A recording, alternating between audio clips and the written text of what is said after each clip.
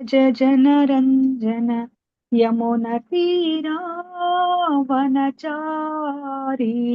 यमुनतीरावनचारी हरे कृष्ण कृष्ण कृष्ण हरे हरे हरे राम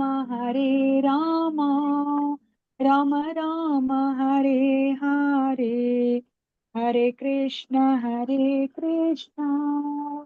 कृष्ण कृष्ण हरे हरे हरे राम राम राम हरे हरे हरे कृष्ण कृष्ण कृष्ण हरे हरे हरे राम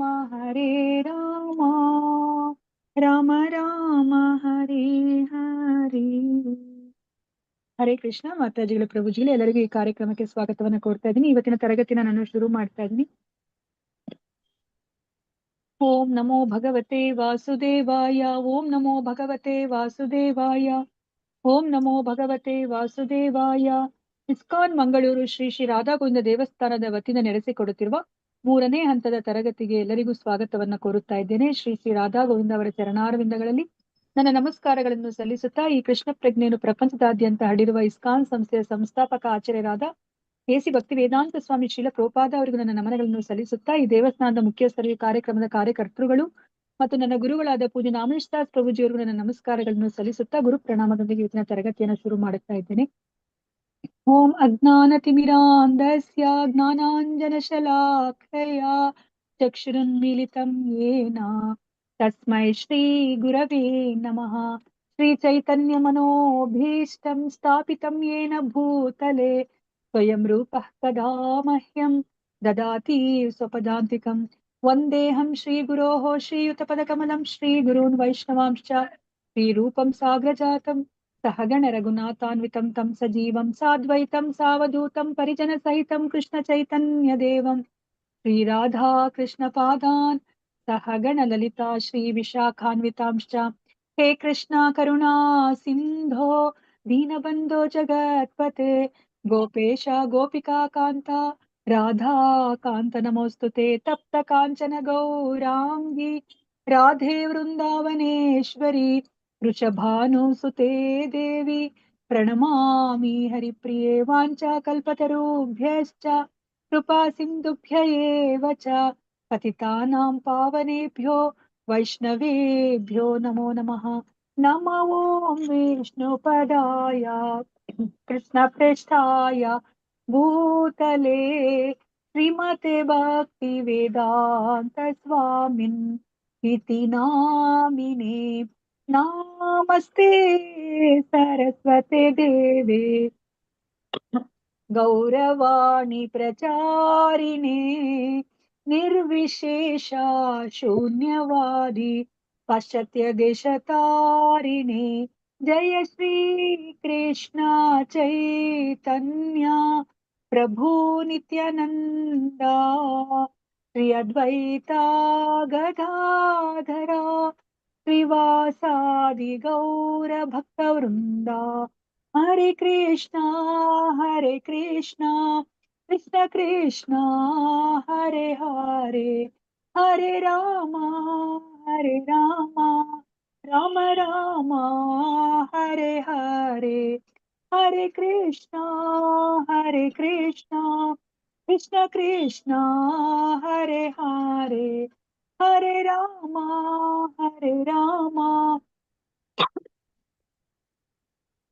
राम राम हरे हरे हरे कृष्णा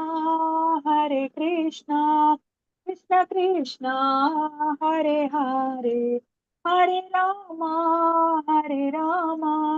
राम राम हरे हरे. ಹರೇ ಕೃಷ್ಣ ಮಾತಾಜಿಗಳ ಪ್ರಭುಗಳು ಎಲ್ಲರಿಗೂ ಮತ್ತೊಮ್ಮೆ ನಾನು ಈ ಕಾರ್ಯಕ್ರಮಕ್ಕೆ ಸ್ವಾಗತವನ್ನ ಕೋರ್ತಾ ಇದ್ದೀನಿ. ಎಲ್ಲರೂ ಶ್ರೀ ಶ್ರೀ ರಾಧಾಗೋವಿಂದರಲ್ಲಿ ಪ್ರಾರ್ಥನೆಯನ್ನ ಮಾಡ್ಕೊಳ್ಳಿ. ಈ ಈಶೋಪನಿಷತ್ತಿನ ಜ್ಞಾನ ನಿಮ್ಗೆ ಚೆನ್ನಾಗಿ ಅರ್ಥ ಆಗಿ ಅದನ್ನ ನಿಮ್ಮ ಜೀವನದಲ್ಲಿ ಅಳವಡಿಸ್ಕೊಳೋ ತರ ಆಗ್ಲಿ ಅಂತ ಹೇಳ್ಬಿಟ್ಟು ನಾನು ಸಹ ಶ್ರೀ ಶ್ರೀ ರಾಧಾಗೋವಿಂದರಲ್ಲಿ ಪ್ರಾರ್ಥನೆಯನ್ನ ಮಾಡ್ಕೋತೀನಿ. ಈ ಜ್ಞಾನವನ್ನ ನಿಮ್ಗೆ ಅರ್ಥ ಆಗ ರೀತಿಯಲ್ಲಿ ತಲುಪಿಸುವಂತ ಶಕ್ತಿನ ನನಗೆ ಗುರು ಪರಂಪರೆಯ ಮೂಲಕ ಕರುಣಿಸ್ಲಿ ಅಂತ ಹೇಳ್ಬಿಟ್ಟು ಹರೇ ಕೃಷ್ಣ ಕೃಷ್ಣ ಕೃಷ್ಣ ಹರೇ ಹರೇ ಹರೇ ರಾಮ ರಾಮ ರಾಮ ಹರೇ ಹರೇ. ಹರೇ ಕೃಷ್ಣ. ಮಾತಾಜಿ, ನನ್ನ ಧ್ವನಿ ಕೇಳಿಸ್ತಾ ಇದೆಯಾ? ಸ್ಕ್ರೀನ್ ಕಾಣಿಸ್ತಾ ಇದೆಯಾ? ಕಾಣಿಸ್ತಾ ಇದೆ ಮಾತಾಜಿ, ಕೇಳಿಸ್ತಾನೆ ಇದೆ ಮಾತಾಜಿ, ಕೇಳಿಸ್ತಾ. ಓಕೆ, ಧನ್ಯವಾದಗಳು.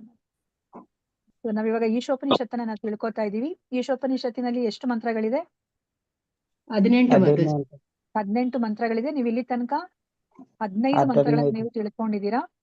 ಅದನ್ನ ನಾವು ಸಂಕ್ಷಿಪ್ತವಾಗಿ ತಿಳ್ಕೋಬೇಕು ಅಂತಂದ್ರೆ, ಮೊದಲ 3 ಮಂತ್ರದಲ್ಲಿ ನಮ್ಗೆ ಈಶಾವಾಸ್ಯ ತತ್ವದ ಬಗ್ಗೆ ನಮ್ಗೆ ತಿಳಿಸಿಕೊಡ್ತಾರೆ.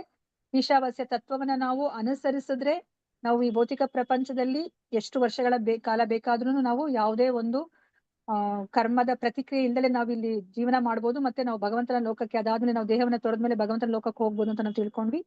ನಾವು ಈ ಈಶಾವಾಸ್ಯ ತತ್ವವನ್ನ ನಾವು ಅನುಸರಿಸಲಿಲ್ಲ ಅಂತಂದ್ರೆ ನಾವು ಆತ್ಮಘಾತುಕರಾಗ್ತೀವಿ. ಅಂದ್ರೆ ನಮ್ಮನ್ನ ನಾವೇ ನಾಶ ಮಾಡ್ಕೊಳೋ ತರ ಆಗುತ್ತೆ. ನಾವು ಕೆಳಗಿನ ಲೋಕಗಳಿಗೆ, ಅಧೋ ಲೋಕಗಳಿಗೆ, ಅಂಧತಮ ಪ್ರದೇಶಕ್ಕೆ ನಾವು ಹೋಗ್ತೀವಿ ಅಂತ ನಮ್ಗೆ ಹೇಳಿದ್ರು. ಅದಾದ್ಮೇಲೆ ನಮ್ಗೆ ಭಗವಂತನ ಅಚಿಂತ್ಯ ಶಕ್ತಿಯನ್ನ ನಮ್ಗೆ ತಿಳಿಸಿಕೊಟ್ರು. ಸೊ ಭಗವಂತ ಎಷ್ಟು ದೊಡ್ಡವನು ಅಂತ ನಮ್ಗೆ ಗೊತ್ತು, ಆದ್ರೆ ಹೌ ಗ್ರೇಟ್ ಅಂತ, ಎಷ್ಟು ದೊಡ್ಡವನು ಅಂತ ಗೊತ್ತು, ಎಷ್ಟು ದೊಡ್ಡವನು ಅಂತ ಹೇಳ್ಬಿಟ್ಟು ನಮ್ಗೆ ಗೊತ್ತಿಲ್ಲ. ನಮ್ಗೆ ಈ ನಮ್ಮ ಶಾಸ್ತ್ರಗಳ ಮೂಲಕ ನಮ್ಗೆ ಅವರನ್ನ ನಮ್ಗೆ ತಿಳ್ಕೊಳ್ಲಿಕ್ಕೆ ಸಾಧ್ಯ ಆಗತ್ತೆ. ಸೊ ಅದಾದ್ಮೇಲೆ ನಾವು ಆ 3 ಭಕ್ತರು ಯಾರ್ಯಾರು ಅಂತ ಹೇಳ್ಬಿಟ್ಟು ನಾವು ತಿಳ್ಕೊಂಡ್ವಿ. ಕನಿಷ್ಠ ಅಧಿಕಾರಿ, ಮಧ್ಯಮಾಧಿಕಾರಿ, ಉತ್ತಮ ಅಧಿಕಾರಿ.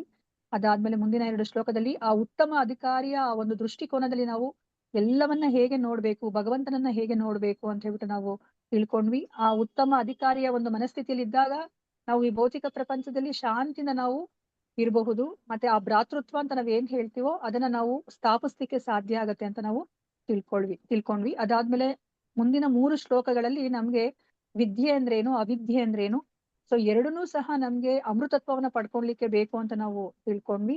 ಅದಾದ್ಮೇಲೆ ಇನ್ನ ಮುಂದಿನ 3 ಶ್ಲೋಕದಲ್ಲಿ ನಮ್ಗೆ ಸಂಭೂತಿ ಅಂದ್ರೇನು, ಅಸಂಭೂತಿ ಅಂತಂದ್ರೇನು, ಮತ್ತೆ ಎರಡರ ಜ್ಞಾನ ನಮ್ಗೆ ಭಗವಂತನ ಬಳಿಗೆ ಹೋಗ್ಲಿಕ್ಕೆ ಬೇಕಾಗತ್ತೆ ಅಂತ ಹೇಳ್ಬಿಟ್ಟು ನಾವು ತಿಳ್ಕೊಂಡ್ವಿ. ಅದಾದ್ಮೇಲೆ ಈಗ ಕೊನೆಯ 4 ಶ್ಲೋಕದಲ್ಲಿ ನಾವು ಆ ಭಗವಂತ ಅವನು ರೂಪರಹಿತನಲ್ಲ, ಅವನು ಬರೇ ಶಕ್ತಿ ಅಲ್ಲ, ಅವನು ಬರೇ ಬೆಳಕಲ್ಲ ಅಂತ ಹೇಳ್ಬಿಟ್ಟು ನಮ್ಗೆ ಇವಾಗ ತಿಳಿಸಿಕೊಡ್ತಾ ಇದ್ದಾರೆ.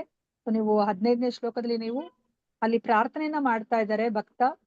ಅಂದ್ರೆ ನೀನು ನಿನ್ನ ಒಂದು ಚಿನ್ನದ ಹೊದಿಕೆಯನ್ನ, ನಿನ್ನನ್ನ ಆವರಿಸ್ಕೊಂಡಿರುವಂತಹ ಚಿನ್ನದ ಹೊದಿಕೆನ ನೀನು, ಅದರ ತೆರೆಯನ್ನ ನೀನು ಸರಿಸು, ನನಗೆ ನಿನ್ನ ದರ್ಶನವನ್ನ ಕೊಡು ಅಂತ ಹೇಳ್ಬಿಟ್ಟು ಅಲ್ಲಿ ಬೇಡ್ಕೊತಾ ಇದ್ದಾರೆ. ಸೊ ಇವತ್ತಿನ ದಿವಸ ಅದರ ಮುಂದುವರಿದ ಭಾಗ. ಸೊ ನಮ್ಗೆ ಇದ್ರಲ್ಲಿ ನಮ್ಗೆ ಗೊತ್ತಾಗ್ತಾ ಇದೆ ಭಗವಂತ ಅವನನ್ನ 3 ಹಂತದಲ್ಲಿ ನಾವು ಸಾಕ್ಷಾತ್ಕಾರ ಮಾಡ್ಕೋಬಹುದು. ಬ್ರಹ್ಮನ್, ಪರಮಾತ್ಮ ಮತ್ತೆ ಭಗವಾನ್. ಬ್ರಹ್ಮನ್ ಸಾಕ್ಷಾತ್ಕಾರ ಅನ್ನೋದು ತುಂಬಾ ಕೆಳಗಿನ ಮಟ್ಟದ ಸಾಕ್ಷಾತ್ಕಾರ. ಅದಕ್ಕಿನ್ನ ಮುಂದುವರಿದ ಸಾಕ್ಷಾತ್ಕಾರ ಅಂತಂದ್ರೆ ಪರಮಾತ್ಮ ಸಾಕ್ಷಾತ್ಕಾರ. ಪರಿಪೂರ್ಣ ಸಾಕ್ಷಾತ್ಕಾರ ಅಂತಂದ್ರೆ ಅವನು ಭಗವಾನ್ ಅನ್ನೋ ಒಂದು ಸಾಕ್ಷಾತ್ಕಾರ. ಈ ಒಂದು ಶ್ಲೋಕಗಳಿಂದ ನಮ್ಗೆ ಗೊತ್ತಾಗ್ತಾ ಇದೆ ಭಗವಂತ ಅವನು ರೂಪರಹಿತನಲ್ಲ. ಅವನು ಅಂದ್ರೆ ನಮ್ಮ ಅಜ್ಞಾನದಿಂದ ನಾವು ಅವ್ರನ್ನ ಬೆಳಕು ಅಂತ ಅನ್ಕೋತೀವಿ. ಆದ್ರೆ ಆ ಬೆಳಕನ್ನ ಸರಿಸಿದ್ರೆ ಹಿಂದೆ ನಾವು ಆ ಭಗವಂತನ ಸುಂದರ ಸಚ್ಚಿದಾನಂದ ರೂಪವನ್ನ ನಾವು ನೋಡ್ಬೋದು ಅಂತ ಹೇಳ್ಬಿಟ್ಟು ನಾವಿಲ್ಲಿ ತಿಳ್ಕೊತಾ ಇದೀವಿ. ನೋಡಿ, ಈ ಪ್ರಾರ್ಥನೆಗಳನ್ನ ನಾವು ಸಾವಿನ ಸಮಯದಲ್ಲಿ ಮಾಡ್ಬೇಕು ಅಂತ ಹೇಳ್ತಾರೆ. ಆದ್ರೆ ಇದನ್ನೆಲ್ಲ ಮಾಡ್ಬೇಕು ಅಂದ್ರೆ ನಾವು ನಮ್ಮ ಜೀವನದ ಪೂರ್ತಿ ಭಕ್ತಿಯನ್ನ ಮಾಡಿದ್ರೆ ಅಷ್ಟೇನೆ ನಾವು ಸಾವಿನ ಸಮಯದಲ್ಲಿ ನಾವು ಈ ಎಲ್ಲಾ ಪ್ರಾರ್ಥನೆಗಳನ್ನ ನಾವು ಮಾಡ್ಕೊಳ್ಲಿಕ್ಕೆ ಸಾಧ್ಯ ಆಗುತ್ತೆ. ಎಸ್ಪೆಷಲಿ ಕೊನೆಯ ಪ್ರಾರ್ಥನೆಯನ್ನ ನಾವು ನಮ್ಮ ಜೀವನದ ಉದ್ದಕ್ಕೂ ನಾವು ಭಕ್ತಿಯನ್ನ ಮಾಡಿದ್ರೆ ಅಷ್ಟೇನೆ ನಾವು ಆ ಪ್ರಾರ್ಥನೆಯನ್ನ ಮಾಡ್ಕೊಳ್ಲಿಕ್ಕೆ ಸಾಧ್ಯ ಆಗುತ್ತೆ. ಸೊ ನಾವ್ ಇವಾಗ 16ನೇ ಮಂತ್ರಕ್ಕೆ ಹೋಗೋಣಂತೆ. ಭೂಷಣ್ಣೆ ಕರ್ಷೇಯಮ ಸೂರ್ಯ ಪ್ರಾಜಾಪತ್ಯ ಯೂಹಾರಶ್ಮಿನ್ ಸಮೂಹ ತೇಜೋ ಯತ್ತೆ ರೂಪಂ ಕಲ್ಯಾಣತಮಂ ತತ್ತೆ ಪಶ್ಯಾಮಿ ಯೋ ಅಸಾವಸೌ ಪುರುಷಸ್ಸೋ ಅಹಂ ಅಸ್ಮಿ. ಭೂಷಣ್ಣೆ ಕರ್ಷೇಯಮ ಸೂರ್ಯ ಪ್ರಾಜಾಪತ್ಯ ಯೂಹಾರಶ್ಮಿನ್ ಸಮೂಹ ತೇಜೋ ಯತ್ತೆ ರೂಪಂ ಕಲ್ಯಾಣತಮಂ ತತ್ತೆ ಪಶ್ಯಾಮಿ ಯೋ ಅಸಾವಸೌ ಪುರುಷಸ್ಸೋ ಅಹಂ ಅಸ್ಮಿ. ಭೂಷಣ್ಣೆ ಕರ್ಷೇಯಮ ಸೂರ್ಯ ಪ್ರಾಜಾಪತ್ಯ ಯೂಹಾರಶ್ಮಿನ್ ಸಮೂಹ ತೇಜೋ ಯತ್ತೆ ರೂಪಂ ಕಲ್ಯಾಣತಮಂ ತತ್ತೆ ಪಶ್ಯಾಮಿ ಯೋ ಅಸಾವಸೌ ಪುರುಷಸ್ಸೋ ಅಹಂ ಅಸ್ಮಿ. ಹರೇ ಕೃಷ್ಣ. ಯಾರಾದ್ರೂ ಓದ್ತೀರಾ? ಹರೇ ಕೃಷ್ಣ ಮಾತಾಜಿ, ಟ್ರೈ ಮಾಡ್ತೀನಿ. ಹರೇ ಕೃಷ್ಣ. ಭೂಷಣ್ಣೆ ಕರ್ಷಯಮ ಸೂರ್ಯ ಪ್ರಜಾಪತ್ಯ ವ್ಯೂಹರಸ್ಮಿನ್ ಸಮೂಹ ತೇಜೋ ಯತ್ತೆ ರೂಪಂ ಕಲ್ಯಾಣತಮಂ ತತ್ತೆ ಪಶ್ಯಾಮಿ ಯೋತ್ಸಾವಸೌ ಪುರುಷಃ ತೋಹಮಸ್ಮಿ. ಹರೇ ಕೃಷ್ಣ. ಹರೇ ಕೃಷ್ಣ. ಮತ್ತೊಬ್ರು ಯಾರಾದ್ರೂ ಓದಿ. ಹರೇ ಕೃಷ್ಣ ಮಾತಾಜಿ, ಓದ್ಲಾ ಮಾತಾಜಿ? ಓದಿ ಮತ್ತೆ. पूषण्ये कर्षे यमा सूर्य प्रजापत्य यूहारश्मिन् समोह तेजो यत्ते रूपं कल्याणतमं तत्ते पश्यामि यो असावसौ पुरुषः सोऽहस्मि. ಹರೇ ಕೃಷ್ಣ ಮಾತಾಜಿ. ಮತ್ತೊಬ್ರು ಯಾರಾದ್ರೂ ಓದಿ. ಹರೇ ಕೃಷ್ಣ ಮಾತಾಜಿ. ಮಂತ್ರ 16. ಪೋಷಣ್ಯೇ ಕರ್ಷೆ ಯಮ ಸೂರ್ಯ ಪ್ರಾಜಾಪತ್ಯ ಯೂಹ ರಶ್ಮಿನ್ ಸಮೂಹ ತೇಜೋ ಯತ್ತೇ ರೂಪಂ ಕಲ್ಯಾಣತಂ ತತ್ತೇ ಪಶ್ಯಾಮಿ ಯೇ ಸಾವಸೌ ಪುರುಷಃ ಸೋ ಅಮಸ್ಮಿ. ಹರೇ ಕೃಷ್ಣ ಮಾತಾಜಿ. ಹರೇ ಕೃಷ್ಣ ಮಾತಾಜಿ. ಪೂಷನ್ ಹೇ ಪಾಲಕನೇ, ಏಕರ್ಷೆ ಆದಿ ತತ್ವಜ್ಞನೇ, ಯಮ ನಿಯಂತ್ರಣ ತತ್ವ, ಸೂರ್ಯ ಸೂರಿಗಳ ಭಕ್ತಾಗ್ರೇಸರರ ಗಮ್ಯಸ್ಥಾನನೇ, ಪ್ರಾಜಾಪತ್ಯ ಪ್ರಜಾಪತಿಗಳ ಒಳಿತನ್ನು ಬಯಸುವವನೇ, ಯೂಹ ತೆಗೆ, ರಶ್ಮಿಗಳನ್ನು ಸಮೂಹ ಹಿಂದೆಗೆದುಕೋ, ತೇಜಃ ತೇಜಸ್ಸನ್ನು, ಯತ್ ಯಾವುದೋ, ತೇ ನಿನ್ನ, ರೂಪಂ ರೂಪವು, ಕಲ್ಯಾಣತಮಂ ಅತ್ಯಂತ ಶುಭಕರವಾದ, ತತ್ ಅದನ್ನು, ತೇ ನಿನ್ನ, ಪಶ್ಯಾಮಿ ನೋಡುತ್ತೇನೆ, ಯಹ ಯಾವನು, ಅಸೌ ಸೂರ್ಯನಂತೆ, ಅಸೌ ಆ, ಪುರುಷಃ ದೇವೋತ್ತಮ ಪರಮಪುರುಷನು, ಸಹ ನಾನು, ಅಹಂ ಅಸ್ಮಿ ನಾನಾಗಿದ್ದೇನೆ. ಅನುವಾದ ಮತ್ತು ಭಾವಾರ್ಥ ಶ್ರೀಲ ಪ್ರಭುಪಾದವರಿಂದ. ಶ್ರೀಲ ಪ್ರಭುಪಾದವರಿಗೆ ಜಯವಾಗಲಿ. ಓ ಭಗವಂತನೇ, ಓ ಆದಿದಾರ್ಶನಿಕನೇ, ಜಗನ್ನಿಯಾಮಕನೇ, ಶುದ್ಧ ಭಕ್ತರ ಗಮ್ಯಸ್ಥಾನನಾದವನೇ, ಪ್ರಾಜಾಪತ್ಯನೇ, ದಯವಿಟ್ಟು ನಿನ್ನ ದಿವ್ಯ ಕಿರಣಗಳ ತೇಜಸ್ಸನ್ನ ತೆಗೆ, ಆಗ ನಾನು ನಿನ್ನ ಆನಂದಮಯ ಸ್ವರೂಪವನ್ನು ನೋಡಲು ಸಾಧ್ಯ. ಸೂರ್ಯನಿಗೆ ಹೇಗೋ ನನಗೂ ಹಾಗೆಯೇ ನೀನು ನಿತ್ಯನಾದ ದೇವೋತ್ತಮ ಪರಮಪುರುಷ. ನೋಡಿ, ಇಲ್ಲಿ ಭಗವಂತನನ್ನ ಅವರು ಸ್ತುತಿ ಮಾಡ್ತಾ ಇದ್ದಾರೆ. ಭಗವಂತ ಅಲ್ವಾ, ನಮ್ಗೆ ಭಗವಂತ ಅಂದ್ರೆ ಗೊತ್ತಿದೆ, ಭಗ. ಅವ್ರಿಗೆ 6 ಭಗಗಳಿದೆ ಅಲ್ವಾ. ಯಾವ್ದ್ಯಾವ್ದು? ಐಶ್ವರ್ಯಸ್ಯ ಸಮಗ್ರಸ್ಯ ವೀರ್ಯಸ್ಯ ಯಶಸ್ವಿಯ ಜ್ಞಾನ ವೈರಾಗ್ಯೋಶ್ಚೈವ ಸನ್ನಂ ಭಗ ಇತಿಂಗನ. ಯಾರು ಈ 6 ಷಡ್ಐಶ್ವರ್ಯಗಳನ್ನ ಪರಿಪೂರ್ಣವಾಗಿ ಹೊಂದಿದಾರೋ ಅವರೇ ಭಗವಾನ್ ಅಲ್ವಾ. ಆದಿ ದಾರ್ಶನಿಕನೇ ಅಂತ ಹೇಳ್ಬಿಟ್ಟು ಇಲ್ಲಿ ಹೇಳ್ತಾ ಇದ್ದಾರೆ.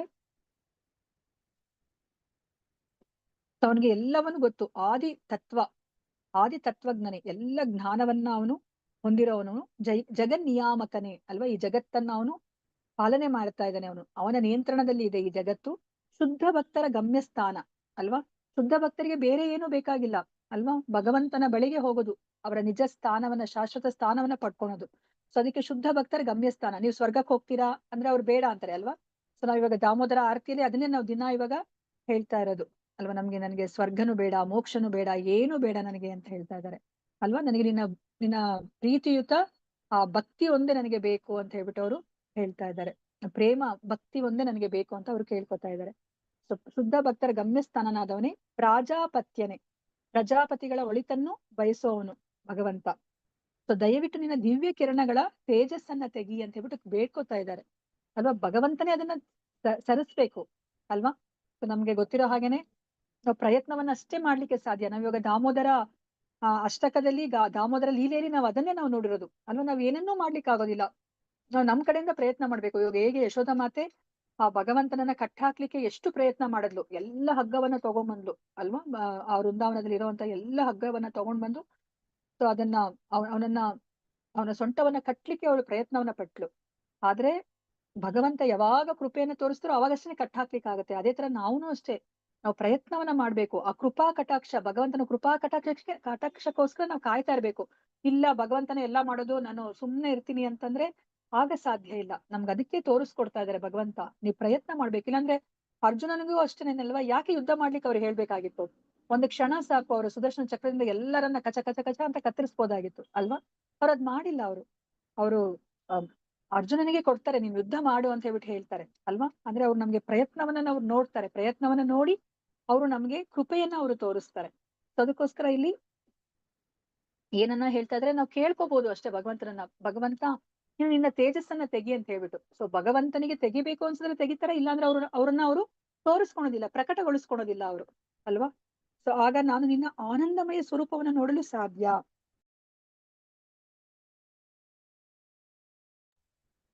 ಅಂದ್ರೆ ಇಲ್ಲಿ ಏನನ್ನ ಹೇಳ್ತಿದ್ದಾರೆ, ಕಲ್ಯಾಣತಮಂ. ನೋಡಿ, ಭಗವಂತನ ಆ ಒಂದು ಮುಖಾರವಿಂದ ಅವರ ದರ್ಶನ ತುಂಬಾ ಕಲ್ಯಾಣಕರವಾದದ್ದು, ಮಂಗಳಕರವಾದದ್ದು, ಶುಭಕರವಾದದ್ದು ಅಲ್ವಾ.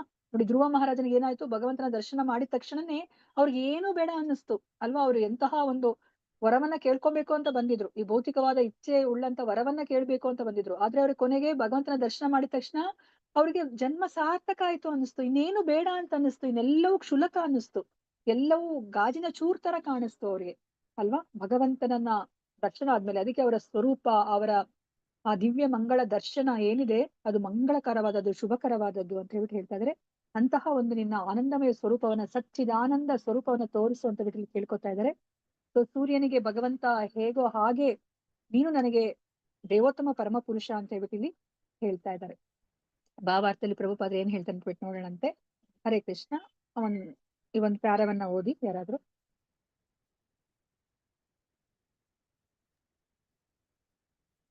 ಕೃಷ್ಣ ಮಾತಾಜಿ ಓದ್ಲಾ ಮಾತಾಜಿ? ಪ್ರಭುಜಿ ಓದ್ತಾ ಇದ್ದಾರೆ, ಓದ್ಲಿ ಮಾತಾಜಿ, ಅದನ್ನು ನೀವು ಓದಿ. ಸೂರ್ಯನು ಅವನ ಕಿರಣಗಳು ಗುಣದಲ್ಲಿ ಒಂದೇ, ಅದೇ ರೀತಿ ಭಗವಂತನು ಜೀವಿಗಳು ಗುಣದಲ್ಲಿ ಒಂದೇ. ಸೂರ್ಯ ಒಬ್ಬನೇ, ಸೂರ್ಯನ ಕಿರಣ ಕಣಗಳು ಅಸಂಖ್ಯಾತ, ಸೂರ್ಯನ ಕಿರಣಗಳು ಸೂರ್ಯನ ಭಾಗವೇ ಆಗಿವೆ.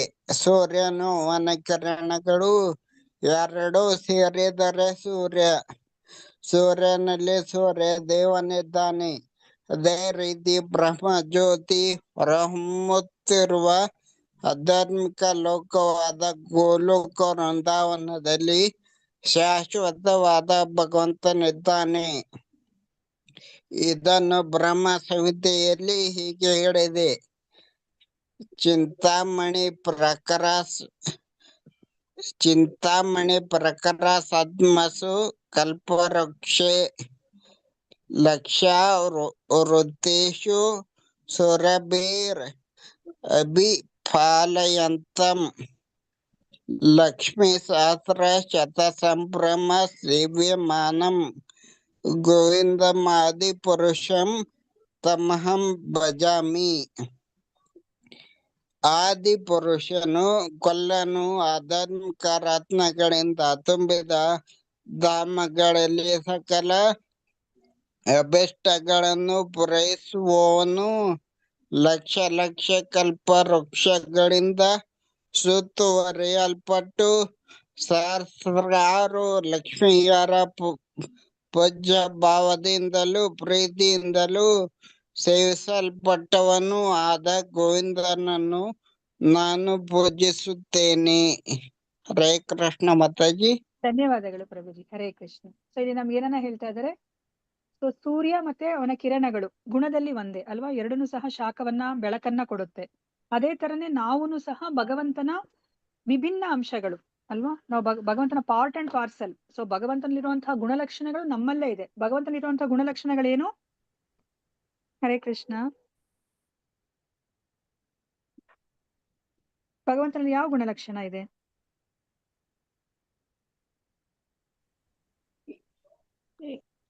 ಕೀರ್ತಿ ಸೌಂದರ್ಯ ಯಶಸ್ಸು ಮಾತಾಜಿ. ಹಾ ಮಾತಾಜಿ, ಅದು ಬಿಟ್ರೆ ನಾವಿನ್ನ ಹೇಳ್ತೀವಲ್ಲ ಭಗವಂತನ ಗುಣಲಕ್ಷಣಗಳು ಅಂತ ಹೇಳಿದಾಗ, ಅಂದ್ರೆ ಭಗವಾನ್ ಅಂತ ಹೇಳಿದಾಗ ನಾವು ಅದ ಷಡ್ಡೈಶ್ವರ್ಯಗಳನ್ನ ಹೇಳ್ತೀವಿ. ಸೊ ಭಗವಂತನ ಗುಣಲಕ್ಷಣಗಳು ಅಂತಂದಾಗ ಜೀವಿ ಜೊತೆ ಹೇಳ್ಬೇಕಾದ್ರೆ ನಾವ್ ಯಾವ್ದು ಹೇಳ್ತೀವಿ? ಸತ್ ಚಿತ್ ಆನಂದ ಸ್ವರೂಪಿ ಅಲ್ವಾ. ಮೂರು ಗುಣಗಳು. ಸತ್ ಶಾಶ್ವತವಾಗಿದ್ದಾರೆ, ಅವರು ಚಿತ್ ಅವರು ಜ್ಞಾನವಂತರಾಗಿದ್ದಾರೆ, ಮತ್ತೆ ಸಚ್ಚಿತ್ ಆನಂದ ಅಲ್ವಾ, ಅವ್ರು ಯಾವಾಗಲೂ ಸಹ ಆನಂದಮಯರಾಗಿರ್ತಾರೆ ಅಲ್ವಾ. ಅದಕ್ಕೆ ನಮ್ಗೂ ಸಹ ಅದೇ ಗುಣ ಇರೋದು, ಆನಂದಮಯ ಅಭ್ಯಾಸ. ಎಲ್ಲ ಜೀವರಾಶಿಗಳಿಗೂ ಆನಂದವನ್ನ ಹೊಂದ್ಬೇಕು ಅಂತ ಅನ್ಸುತ್ತೆ. ನಮ್ಗೆ ಯಾವಾಗ್ಲೂ ಶಾಶ್ವತವಾಗಿರ್ತೀವಿ ಅಂತ ನಮ್ಗೆ ಅನಿಸ್ತಾ ಇರುತ್ತೆ ಅಲ್ವಾ. ನಾವು ಜ್ಞಾನವಂತರಾಗಿ ಎಲ್ಲವನ್ನ ತಿಳ್ಕೊಬೇಕು ಅಂತ ನಾವು ಇಚ್ಛೆ ಪಡ್ತಾ ಇರ್ತೀವಿ, ಜ್ಞಾನವಂತರಾಗಿದ್ದೀವಿ ಅಲ್ವಾ. ಸೊ ಭಗವಂತ ಸತ್ ಚಿತ್ ಆನಂದ ಸ್ವರೂಪಿ. ಸೊ ನಾವು ಸಹ ಅವನ ಅಂಶ ಆಗಿರೋದ್ರಿಂದ ನಾವು ಸಹ ಸತ್ ಚಿತ್ ಆನಂದ ಸ್ವರೂಪಿಗಳು ಅಲ್ವಾ. ಈ ಹೇಗೆ ಸೂರ್ಯ ಮತ್ತೆ ಸೂರ್ಯನ ಕಿರಣಗಳಿಗೆ ಒಂದೇ ಗುಣಲಕ್ಷಣ ಇದೆಯೋ ಅದೇ ತರನೇ ನಮಗೂ ಭಗವಂತನಿಗೂ ಇದೆ ಅಂತ ಹೇಳ್ಬಿಟ್ಟು ಇಲ್ಲಿ ಹೇಳ್ತಾ ಇದ್ದಾರೆ.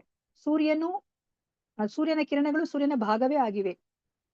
ಸೂರ್ಯ ಒಬ್ಬನೇ, ಸೂರ್ಯನ ಕಿರಣ ಕಣಗಳು ಅಸಂಖ್ಯಾತ. ಅದೇ ತರ ಭಗವಂತ ಒಬ್ನೇ, ಆದ್ರೆ ಅವನಿಂದ ಎಷ್ಟು ಕೋಟ್ಯಾಂತರ ಜೀವರಾಶಿಗಳು ಬರ್ತಾ ಇದೆ. ನಾವೆಲ್ಲನೂ ಸಹ ಅವನ ವಿಭಿನ್ನ ಅಂಶಗಳು, ನಾವೆಲ್ಲನೂ ಸಹ ಅವನ ಅಂಶಗಳು. ಹೇಗೆ ಅದಕ್ಕೆ ಸೂರ್ಯನಿಗೆ ಹೋಲಿಕೆಯನ್ನ ಕೊಡ್ತಾರೆ. ಭಗವಂತನನ್ನ ಅರ್ಥ ಮಾಡ್ಕೋಬೇಕಂದ್ರೆ ನಮ್ಗೆ ಯಾವಾಗ್ಲೂ ಸೂರ್ಯನ ಹೋಲಿಕೆಯನ್ನ ಕೊಡ್ತಾರೆ, ಯಾಕಂದ್ರೆ ನಮಗೆ ಸೂರ್ಯನ ಶಕ್ತಿ ಅಗಾಧ ಅನ್ಸುತ್ತೆ ಅಲ್ವಾ. ಅದೇ ತರನೇ ಆ ಭಗವಂತನನ್ನ ಅರ್ಥ ಮಾಡ್ಕೋಬೇಕಂತಂದ್ರೆ ಸೂರ್ಯನ ಹೋಲಿಕೆಯನ್ನ ಕೊಡ್ತಾರೆ. ಯಾಕಂದ್ರೆ ನಮ್ಗೆ ಅಂದ್ರೆ ನಿಜ ಹೇಳ್ಬೇಕಂದ್ರೆ ಸೂರ್ಯನಿಗೆ ಹೋಲಿಕೆ ಅಲ್ಲ ಭಗವಂತ ಅಲ್ವಾ, ಆದ್ರೆ ನಮ್ಗೆ ಈ ಭೌತಿಕ ಪ್ರಪಂಚದಲ್ಲಿ ತುಂಬಾ ಶಕ್ತಿಶಾಲಿ ಅನ್ಸೋದು ಸೂರ್ಯ, ಅದಕ್ಕೆ ಅವರು ಹೋಲಿಕೆಯನ್ನ ಕೊಡ್ತಾರೆ. ಸೂರ್ಯನು ಅವನ ಕಿರಣಗಳು ಎರಡೂ ಸೇರಿದರೆ ಸೂರ್ಯನಲ್ಲಿ ಸೂರ್ಯ ದೇವನಿದ್ದಾನೆ. ಅದೇ ರೀತಿಯಲ್ಲಿ ಬ್ರಹ್ಮ ಜ್ಯೋತಿಯಲ್ಲಿ ಹೊರಹೊಮ್ಮುತ್ತಿರುವ ಆಧ್ಯಾತ್ಮಿಕ ಲೋಕವಾದ ಗೋಲೋಕ ವೃಂದಾವನದಲ್ಲಿ ಶಾಶ್ವತವಾದ ಭಗವಂತನಿದ್ದಾನೆ ಅಲ್ವಾ. ಸೊ ನಮ್ಗೆ ಭಗವಂತ ಗೋಲೋಕ ವೃಂದಾವನದಲ್ಲಿ ಇದಾನೆ ಅಂತ ಹೇಳ್ಬಿಟ್ಟು ನಮ್ಗೆ ಬ್ರಹ್ಮ ಸಮಿತಿಯಲ್ಲಿ ಹೇಳ್ತಾ ಇದ್ದಾರೆ ಅಲ್ವಾ. ಅಲ್ಲಿ ಹೇಗಿದೆ ಆ ಗೋಲೋಕ ವೃಂದಾವನ ಅಂತ ಹೇಳ್ತಾ ಇದ್ದಾರೆ. ಸೊ ಗೋಲೋಕ ವೃಂದಾವನದಲ್ಲಿ ಈ ಆದಿ ಪುರುಷ, ಎಲ್ಲರಿಗಿನ್ನ ಮೊದಲು ಇದ್ದಂತಹ ಪುರುಷ, ಆದಿ ಪುರುಷ ಗೊಲ್ಲ, ಅವನು ಹಸುವನ್ನ ಕಾಯ್ತಾನೆ, ಆ ಪುರುಷ ಅಲ್ಲಿದ್ದಾನೆ. ಯಾವ ತರ ಇದೆ ಅವನ ಧಾಮ ಆಧ್ಯಾತ್ಮಿಕ ರತ್ನಗಳಿಂದ ತುಂಬಿದೆ ಅಲ್ವಾ. ನಾವು ಅಂದ್ರೆ ಇವನ್ ನೆಲ ಎಲ್ಲವೂ ಸಹ ಮುತ್ತು ರತ್ನಗಳಿಂದ ತುಂಬಿದೆ. ಮತ್ತೆ ಸಕಲ ಅಭೀಷ್ಟಗಳನ್ನ ಪೂರೈಸುವಂತಹ ಆ ಏನ್ ಹೇಳ್ತಾರೆ ಆ ಕಲ್ಪ ವೃಕ್ಷಗಳಿದೆ ಅಲ್ಲಿ. ಮತ್ತೆ ಸುರಭಿ ಹಸುಗಳು ಎಷ್ಟು ಹಾಲನ್ನ ಕೊಡುತ್ತೆ ಅಂತಂದ್ರೆ ಅದರ ಕೆಚ್ಚಲಿಂದ ಸುರಿತಾ ಇರೋ ಹಾಲಿನಿಂದ ಆ ಒಂದು ನೆಲ ಎಲ್ಲ ತೊಯ್ದು ಹೋಗ್ಬಿಟ್ಟಿರುತ್ತೆ. ಮತ್ತೆ ಅಲ್ಲಿ ಒಬ್ರು ಲಕ್ಷ್ಮಿಯ ವೈಭವವನ್ನ ನಾವು ಅರ್ಥ ಮಾಡ್ಕೊಳ್ಲಿಕ್ಕೆ ಸಾಧ್ಯ ಇಲ್ಲ. ಒಬ್ರಲ್ಲ, ಇಬ್ರಲ್ಲ, ಸಹಸ್ರಾರು ಲಕ್ಷ್ಮಿಗಳು ಅಲ್ಲಿ ಆ ಭಗವಂತನನ್ನ ಸೇವೆ ಮಾಡ್ಲಿಕ್ಕೆ ಕಾಯ್ತಾ ಇದ್ದಾರೆ. ಇಂತಹ ಧಾಮದಲ್ಲಿ ಭಗವಂತ ಇದ್ದಾನೆ, ಅವನು ಶಾಶ್ವತ ಧಾಮ ಅದು. ಹೇಗೆ ಸೂರ್ಯ ದೇವ ಅವನು ತನ್ನ ಲೋಕದಲ್ಲಿ ಇದಾನೋ, ಸೂರ್ಯ ಲೋಕದಲ್ಲಿ ಇದಾನೋ, ಅದೇ ತರನೇ ಭಗವಂತ ತನ್ನ ಗೋಲೋಕ ವೃಂದಾವನದಲ್ಲಿ ಅವನು ಇದಾನೆ ಅಂತ ಹೇಳ್ಬಿಟ್ಟು ನಮ್ಗೆ ಇಲ್ಲಿ ಬ್ರಹ್ಮ ಸಮಿತಿಯಲ್ಲಿ ಹೇಳ್ತಾ ಇದೆ. ಸೊ ನಮ್ಗೆ ಇಲ್ಲಿ ಏನನ್ನ ನಾವು ಅರ್ಥ ಮಾಡ್ಕೋಬೇಕು ಅಂತಂದ್ರೆ, ನಮ್ಗೆ ಸೂರ್ಯನನ್ನ ನೋಡಿದ್ರೆ ಏನ್ ಅನ್ಸುತ್ತೆ, ಸೂರ್ಯನ ಕಿರಣಗಳನ್ನ ನಾವು ನೋಡ್ತೀವಿ ಅಷ್ಟೇ ಅಲ್ವಾ. ನಮ್ಗೆ ಭೂಮಿಗೆ ತಾಕೋದು ಸೂರ್ಯನ ಕಿರಣಗಳನ್ನ ತಾಕದಾಗ ನಮ್ಗೆ ಎಂತಹ ಒಂದು ಭಾವನೆ ಬರುತ್ತೆ ಅಂತಂದ್ರೆ, ಓ ಈ ಕಿರಣಗಳು ಸೂರ್ಯನಿಂದ ಬರ್ತಾ ಇದೆ, ಸೂರ್ಯ ತನ್ನ ಲೋಕದಲ್ಲಿ ಇದ್ದಾನೆ ಅಂತ ಹೇಳ್ಬಿಟ್ಟು ನಮ್ಗೆ ಅನಿಸುತ್ತೆ ಅಲ್ವಾ. ಅದೇ ತರನೇ ನಾವಿವಾಗ ದೇವ್ರ ಮನೆಗೆ ಹೋದಾಗ್ಲೂ ಅಷ್ಟೇನೆ ನಮ್ಗೆ ಆ ಭಗವಂತನ ಆ ಇರುವಿಕೆಯನ್ನ ನಾವು ಅರ್ಥ ಮಾಡ್ಕೋಬೇಕಂತಂದ್ರೆ ಅದು ಒಂದು ಕಿರಣ ತರ. ಆ ಭಗವಂತ ಅವನು ತನ್ನ ಗೋಲೋಕ ವೃಂದಾವನದಲ್ಲಿದ್ದಾನೆ, ಮತ್ತೆ ಅವನ ಒಂದು ಕಿರಣ ಈ ಒಂದು ದೇವರ ಮನೆಯಲ್ಲಿದೆ ಅಥವಾ ಒಂದು ದೇವಾಲಯದಲ್ಲಿದೆ ಅಂತ ಹೇಳ್ಬಿಟ್ಟು ನಾವು ಭಗವಂತನನ್ನ ಪ್ರಾರ್ಥನೆ ಮಾಡ್ಕೋತೀವಿ ಅಲ್ವಾ. ಸೊ ನಾವ್ ಯಾವಾಗ್ಲೂ ದೇವ್ರ ಮನೆಗೆ ಹೋದಾಗ ಏನ್ ಪ್ರಾರ್ಥನೆ ಮಾಡ್ಕೋತೀವಿ, ತದ್ವಿಷ್ಣು ಪರಮಂ ಪದಂ ಸದಾ ಪಶ್ಯಂತಿ ಯಸ್ಸೂರ್ಯಯೋಹೋ ಅಲ್ವಾ. ದಿವಿವಾ ಚಕ್ಷುರ್ ಅತತಂ ಸಮಿಂದತೆ ವಿಷ್ಣುರ್ ತತ್ ಪರಮಂ ಪದಂ ಅಲ್ವಾ. ಸೊ ನಾನೇನಾದ್ರೂ ತಪ್ಪಾಗಿ ಹೇಳಿದ್ರೆ ಸಾರಿ. ಸೊ ಇವಾಗ ಏನನ್ನ ಹೇಳ್ತಾ ಇದ್ದಾರೆ, ಸೊ ನಮ್ಗೆ ಸೂರ್ಯನನ್ನ ನೋಡಿದಾಗ, ಸೂರ್ಯನ ಕಿರಣಗಳನ್ನ ನೋಡಿದಾಗ ಸೂರ್ಯ ದೇವ ಅಲ್ಲಿ ಆಕಾಶದಲ್ಲಿ ಇದ್ದಾನೆ ಅಂತ ಹೇಳ್ಬಿಟ್ಟು ನಮ್ಗೆ ಗೊತ್ತಾಗತ್ತೆ. ಅದೇ ತರನೇ ನಮ್ಗೆ ಇಲ್ಲಿ ದೇವ್ರ ಮನೆಯಲ್ಲಿ ನಾವು ದೇವರನ್ನ ನೋಡಿದಾಗ ಓ ಭಗವಂತ ತನ್ನ ನಿಜಧಾಮವಾದ ಗೋಲೋಕ ವೃಂದಾವನದಲ್ಲಿ ಇದ್ದಾನೆ ಅಂತ ಹೇಳ್ಬಿಟ್ಟು ನಮ್ಗೆ ಮನಸ್ಸಿಗೆ ಬರ್ಬೇಕು ಅಲ್ವಾ. ಹೇಗೆ ಅವನ ಒಂದು ಅಂಶ ಇಲ್ಲಿ ಭೂಮಿಗೆ ಆ ಸೂರ್ಯನ ಕಿರಣ ಒಂದು ನಮ್ಗೆ ತಾಕುತ್ತೋ, ಅದೇ ತರನೇ ಭಗವಂತನ ಆ ಬ್ರಹ್ಮ ಜ್ಯೋತಿಯ ಒಂದು ಕಿರಣ ನಮ್ಮ ಒಂದು ದೇವ್ರ ಮನೆಯಲ್ಲೋ ಅಥವಾ ದೇವಾಲಯದಲ್ಲೂ ಇರುತ್ತೆ ಅನ್ನೋ ಒಂದು ಭಾಸದಲ್ಲಿ ನಮ್ಗೆ ಭಗವಂತ ಇಲ್ಲೇ ಇದ್ದಾನೆ ಅಂತ ಹೇಳ್ಬಿಟ್ಟು ನಾವು ಪೂಜೆನ ನಾವು ಮಾಡ್ಬೇಕಾಗತ್ತೆ. ಸೊ ಅದನ್ನ ನಮ್ಗೆ ಇಲ್ಲಿ ಹೇಳ್ತಾ ಇದ್ದಾರೆ. ಇವಾಗ ಬ್ರಹ್ಮ ಜ್ಯೋತಿ ಬಗ್ಗೆ ವರ್ಣನೆ ಮಾಡ್ಕೊಂತಾ ಹೋಗ್ತಾರೆ. ಸೊ ಭಗವಂತನ ದೇಹದಿಂದ ಎಷ್ಟು ಪ್ರಭೆ ಬರ್ತಿದೆ ಅಂತಂದ್ರೆ ಆ ಒಂದು ಪ್ರಭೆಯನ್ನ ನೋಡ್ಬಿಟ್ಟು ಓ ಇದೇನೆ ಒಂದು ಸರ್ವಶಕ್ತಿ ಅಂತ ಅನ್ಕೊಂಡು ಇದೇ ಭಗವಂತ, ಇದೇ ಪರಮ ಸತ್ಯ ಅಂತ ಅನ್ಕೊಂಡ್ಬಿಡ್ತಾರೆ ಎಷ್ಟೊಂದ್ ಜನ ಅಜ್ಞಾನದಲ್ಲಿ ಇರೋರು. ಅದ್ರ ಬಗ್ಗೆ ಇವಾಗ ನಮ್ಗೆ ಮುಂದೆ ಹೇಳ್ತಾ ಹೋಗ್ತಾರೆ. ಹರೇ ಕೃಷ್ಣ. ಯಾರಾದ್ರೂ ಇದನ್ನ ಓದಿ.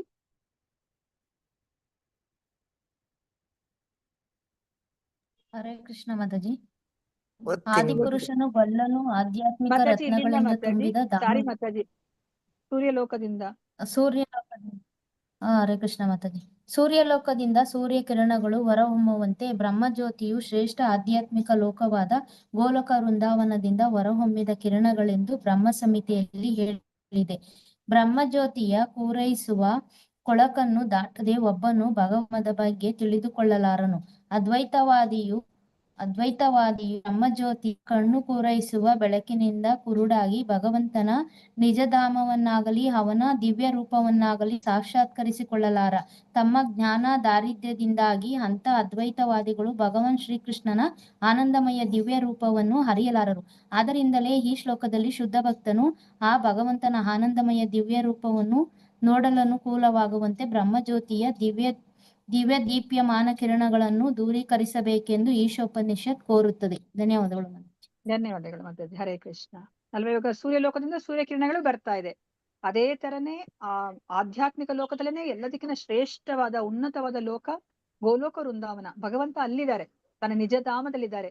ಅವರ ದೇಹದಿಂದ ಎಷ್ಟು ಪ್ರಭೆ ಬರ್ತಿದೆ ಅಂತಂತಂದ್ರೆ ಅದನ್ನ ನಾವು ಇವಾಗ ಬ್ರಹ್ಮ ಸಮಿತಿಯಲ್ಲೂ ಸಹ ನಾವು ನೋಡಿದ್ವಿ. ಅದು ಎಷ್ಟು ಕಣ್ಣು ಕೋರೈಸ್ತಾ ಇದೆ ಅಂತಂತಂದ್ರೆ ನಮ್ಗೆ ಅದ್ರ ಹಿಂದೆ ಏನಿದೆ ಅಂತ ಹೇಳ್ಬಿಟ್ಟು ನಮ್ಗೆ ಗೊತ್ತೇ ಆಗೋದಿಲ್ಲ ಅಲ್ವಾ. ಇವಾಗ ನಾವು ರಾತ್ರಿ ಹೊತ್ತು ವೆಹಿಕಲ್ ಓಡಿಸ್ತಾ ಇದ್ರೆ ಆ ಮುಂದೆ ಬರ್ತಿರೋಂತಹ ವೆಹಿಕಲ್ ಲೈಟ್ ಇಂದ ನಮ್ಗೆ ಅಲ್ಲಿ ಹಿಂದೆ ಏನಿದೆ ಅಂತಾನೆ ನಮ್ಗೆ ಗೊತ್ತಾಗೋದಿಲ್ಲ. ಅದ್ ಎಂತ ವೆಹಿಕಲ್ ಅಂತಾನೆ ಗೊತ್ತಾಗೋದಿಲ್ಲ. ಅಲ್ಲ ನೋಡಿ, ಬರೇ ಜಸ್ಟ್ ಒಂದು ಆ ಲೈಟ್ ಏನ್ ಹೇಳ್ತಾರೆ ಆ ಲೈಟ್ಗೆ? ಹರೇ ಕೃಷ್ಣ ಪ್ರಭುಜಿ, ಏನ್ ಹೇಳ್ತಾರೆ ಆ ಮುಂದೆ ಇರೋ ಲೈಟ್ಸ್ಗೆ? ಅಡ್ಲೈಟ್ ಹೆಡ್ಲೈಟ್. ಹೆಡ್ಲೈಟ್ ಇನ್ ಬೆಳಕೆ ನಮ್ಗೆ ಹಿಂದೆ ಇರೋಂತಹದ್ದು ಏನಿದೆ ಅಂತ ಹೇಳ್ಬಿಟ್ಟು ನಮ್ಗೆ ಗೊತ್ತಾಗೋದಿಲ್ಲ ಅಲ್ವಾ?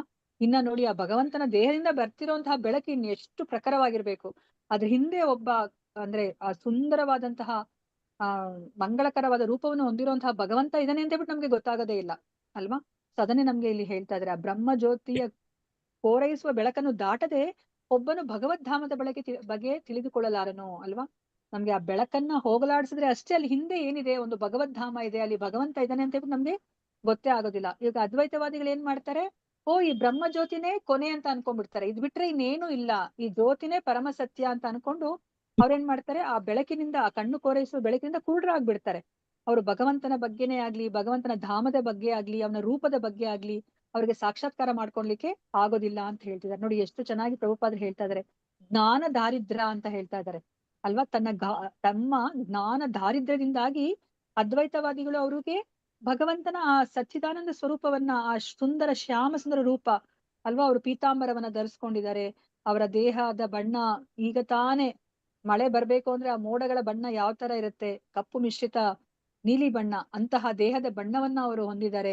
ಕೈಯಲ್ಲಿ ಕೊಳಲನ್ನ ಇಟ್ಕೊಂಡಿದ್ದಾರೆ, ತಲೆ ಮೇಲೆ ಅವರು ಏನು ನವಿಲುಗೆರೆಯನ್ನ ಸಿಗಿಸ್ಕೊಂಡಿದ್ದಾರೆ ಅಲ್ವಾ? ಇಂತಹ ಸುಂದರ ಶ್ಯಾಮಸುಂದರ ರೂಪವನ್ನ ಅವರಿಗೆ ಅರಿಲಿಕ್ಕೆ ಆಗೋದಿಲ್ಲ ಅದ್ವೈತವಾದಿಗಳು. ಯಾಕಂದ್ರೆ ಅವರಿಗೆ ಜ್ಞಾನ ದಾರಿದ್ರ್ಯ ಇದೆ. ಅವರು ಆ ಭಗವಂತನ ದೇಹದಿಂದ ಬರ್ತಿರುವಂತಹ ಪ್ರಭೆಯನ್ನೇ ಅವರು ಪರಮ ಸತ್ಯ ಅಂತ ಅನ್ಕೊಂಡ್ಬಿಡ್ತಾ ಇದ್ದಾರೆ. ಅದಕ್ಕೋಸ್ಕರನೇ ಈ ಶ್ಲೋಕದಲ್ಲಿ ಶುದ್ಧ ಭಕ್ತ ಏನ್ ಮಾಡ್ತಾ ಇದ್ದಾನೆ, ಅವ್ನು ಕೇಳ್ಕೊತಾ ಇದ್ದಾನೆ ಭಗವಂತನಿಗೆ.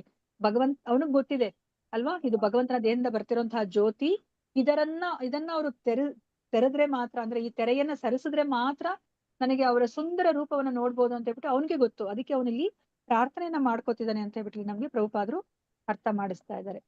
ಸೊ ಇವಾಗ ಮತ್ತೆ ನಮ್ಗೆ ಈ ನಿರಾಕಾರ ಬ್ರಹ್ಮ ಜ್ಯೋತಿನ ಸಾಕ್ಷಾತ್ಕಾರ ಮಾಡ್ಕೊಂಡ್ರೆ ನಾವ್ ಯಾವ ಹಂತದಲ್ಲಿ ಇರ್ತೀವಿ, ಪರಿಪೂರ್ಣ ಹಂತ ಅಂದ್ರೆ ಯಾವ್ದು ಅಂತ ಹೇಳ್ಬಿಟ್ಟು ನಮ್ಗೆ ಇಲ್ಲಿ ತಿಳಿಸಿಕೊಡ್ತಾ ಇದ್ದಾರೆ. ಇದನ್ನ ಯಾರಾದ್ರೂ ಓದಿ.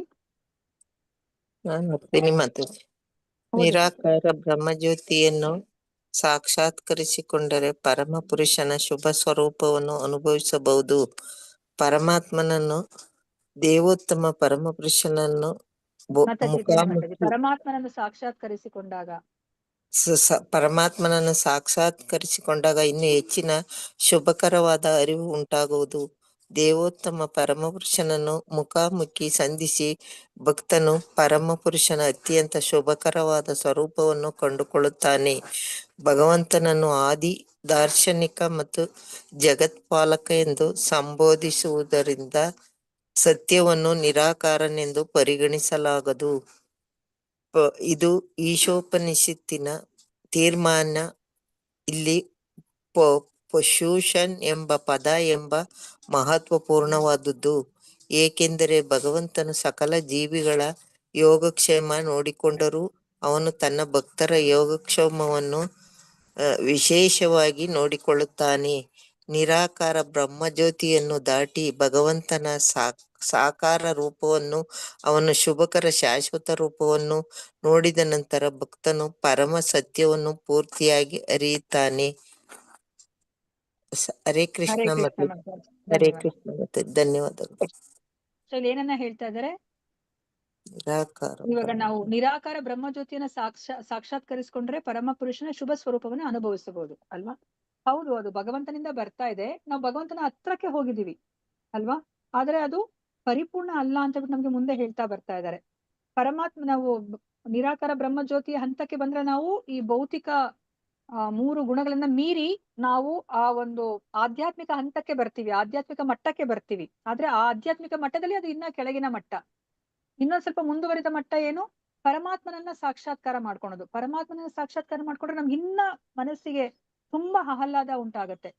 ನಮ್ಗೆ ಆ ಬ್ರಹ್ಮಜ್ಯೋತಿನ ನೋಡಿದಾಗ ನಮ್ಗೆ ತುಂಬಾ ಶುಭಕರ ಅಂತ ಅನ್ಸುತ್ತೆ.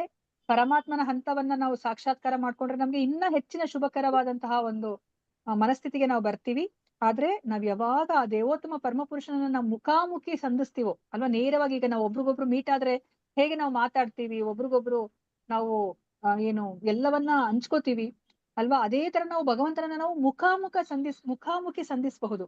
ಅದು ಪರಿಪೂರ್ಣವಾದಂತಹ ಸಾಕ್ಷಾತ್ಕಾರ. ಸೊ ಭಕ್ತ ಅವರು ಈ ಒಂದು ದೇವೋತ್ತಮ ಪರಮ ಪುರುಷನ ಮುಖಾಮುಖಿಯಾಗಿ ಅವರು ಭೇಟಿ ಮಾಡ್ಲಿಕ್ಕೆ ಅವ್ರು ಯಾವಾಗ್ಲೂ ಸಹ ಅವರು ಹಾತೊರಿತಾ ಇರ್ತಾರೆ. ಮತ್ತೆ ಅದನ್ನ ಅವರು ಪರಿಪೂರ್ಣ ಸಾಕ್ಷಾತ್ಕಾರ ಅಂತ ಹೇಳ್ಬಿಟ್ಟು ಅವರು ಅನ್ಕೋತಾರೆ. ಮತ್ತೆ ನಮ್ಗೆ ಇಲ್ಲಿ ಈಶೋಪನಿಷತ್ ಏನನ್ನ ಹೇಳ್ತಿದೆ ಅಂತಂದ್ರೆ, ಇವಾಗ ಅದ್ವೈತವಾದಿಗಳು ಏನ್ ಹೇಳ್ತಾರೆ, ಭಗವಂತ ನಿರಾಕಾರ, ಅವನಿಗೆ ಆಕಾರ ಇಲ್ಲ, ಅವನೊಂದು ಬೆಳಕು ಅಥವಾ ಒಂದು ಶಕ್ತಿ ಅಷ್ಟೇ ಅಂತ ಹೇಳ್ತಾರೆ. ಆದ್ರೆ ನಮ್ಗಿಲ್ಲಿ ಈಶೋಪನಿಷತ್ ಹೇಳ್ತಾ ಇದೆ, ಅವನನ್ನ ಇಲ್ಲಿ ಆದಿ ದಾರ್ಶನಿಕ, ಎಲ್ಲವನ್ನ ನೋಡೋ ಅಂತವನವನು, ಎಲ್ಲವನ್ನ ಬಲ್ಲವನು ಅಂತ ಹೇಳ್ತಾ ಇದ್ದಾರೆ ಅಲ್ವಾ? ಎಲ್ಲವನ್ನ ಬಲ್ಲವನು ಅಂದ್ರೆ ಒಬ್ಬ ವ್ಯಕ್ತಿನೇ ಇರ್ಬೇಕು ಅಲ್ವಾ? ಮತ್ತೆ ಅವರು ಜಗತ್ಪಾಲಕ, ಈ ಜಗತ್ತನ್ನ ಅವರು ಪರಿಪಾಲನೆ ಮಾಡ್ತಾ ಇದಾರೆ, ನಿಯಂತ್ರಣ ಮಾಡ್ತಾ ಇದಾರೆ ಅಂತಂದ್ರೆ ಅವನು ಒಬ್ಬ ವ್ಯಕ್ತಿನೇ ಇರ್ಬೇಕು ಅಂತ ಹೇಳ್ಬಿಟ್ಟು ಇಲ್ಲಿ ಪರಮ ಸತ್ಯನನ್ನ ನಿರಾಕಾರ ಅಂತ ಹೇಳ್ಬಿಟ್ಟು ಏನು ಅದ್ವೈತವಾದಿಗಳು ಹೇಳ್ತಾ ಇದಾರೋ ಅದನ್ನ ಇಲ್ಲಿ ನಿರಾಕರಿಸ್ತಾ ಇದೆ ಈ ಈಶೋಪನಿಷತ್ ಅಂತ ಹೇಳ್ಬಿಟ್ಟು ಹೇಳ್ತಾ ಇದ್ದಾರೆ. ಮತ್ತೆ ಇಲ್ಲಿ ಪೂಷಣ್ ಅನ್ನೋ ಒಂದು ಪದ ತುಂಬಾ ಮುಖ್ಯ. ಪೂಷಣ್ಣೆ ಕರ್ಷೇಯಮ ಸೂರ್ಯ ಪ್ರಾಜಾಪತ್ಯ ಅಂತ ಬರ್ತಾ ಇದೆ ಅಲ್ವಾ? ಪೂಷಣ್ ಅಂದ್ರೆ ಪೋಷಣೆಯನ್ನ ಮಾಡ್ತಾ ಇದ್ದಾನೆ ಭಗವಂತ. ಹೌದು, ಅವನು ಎಲ್ಲರಿಗೂ ಪೋಷಣೆಯನ್ನ ಮಾಡ್ತಾರೆ.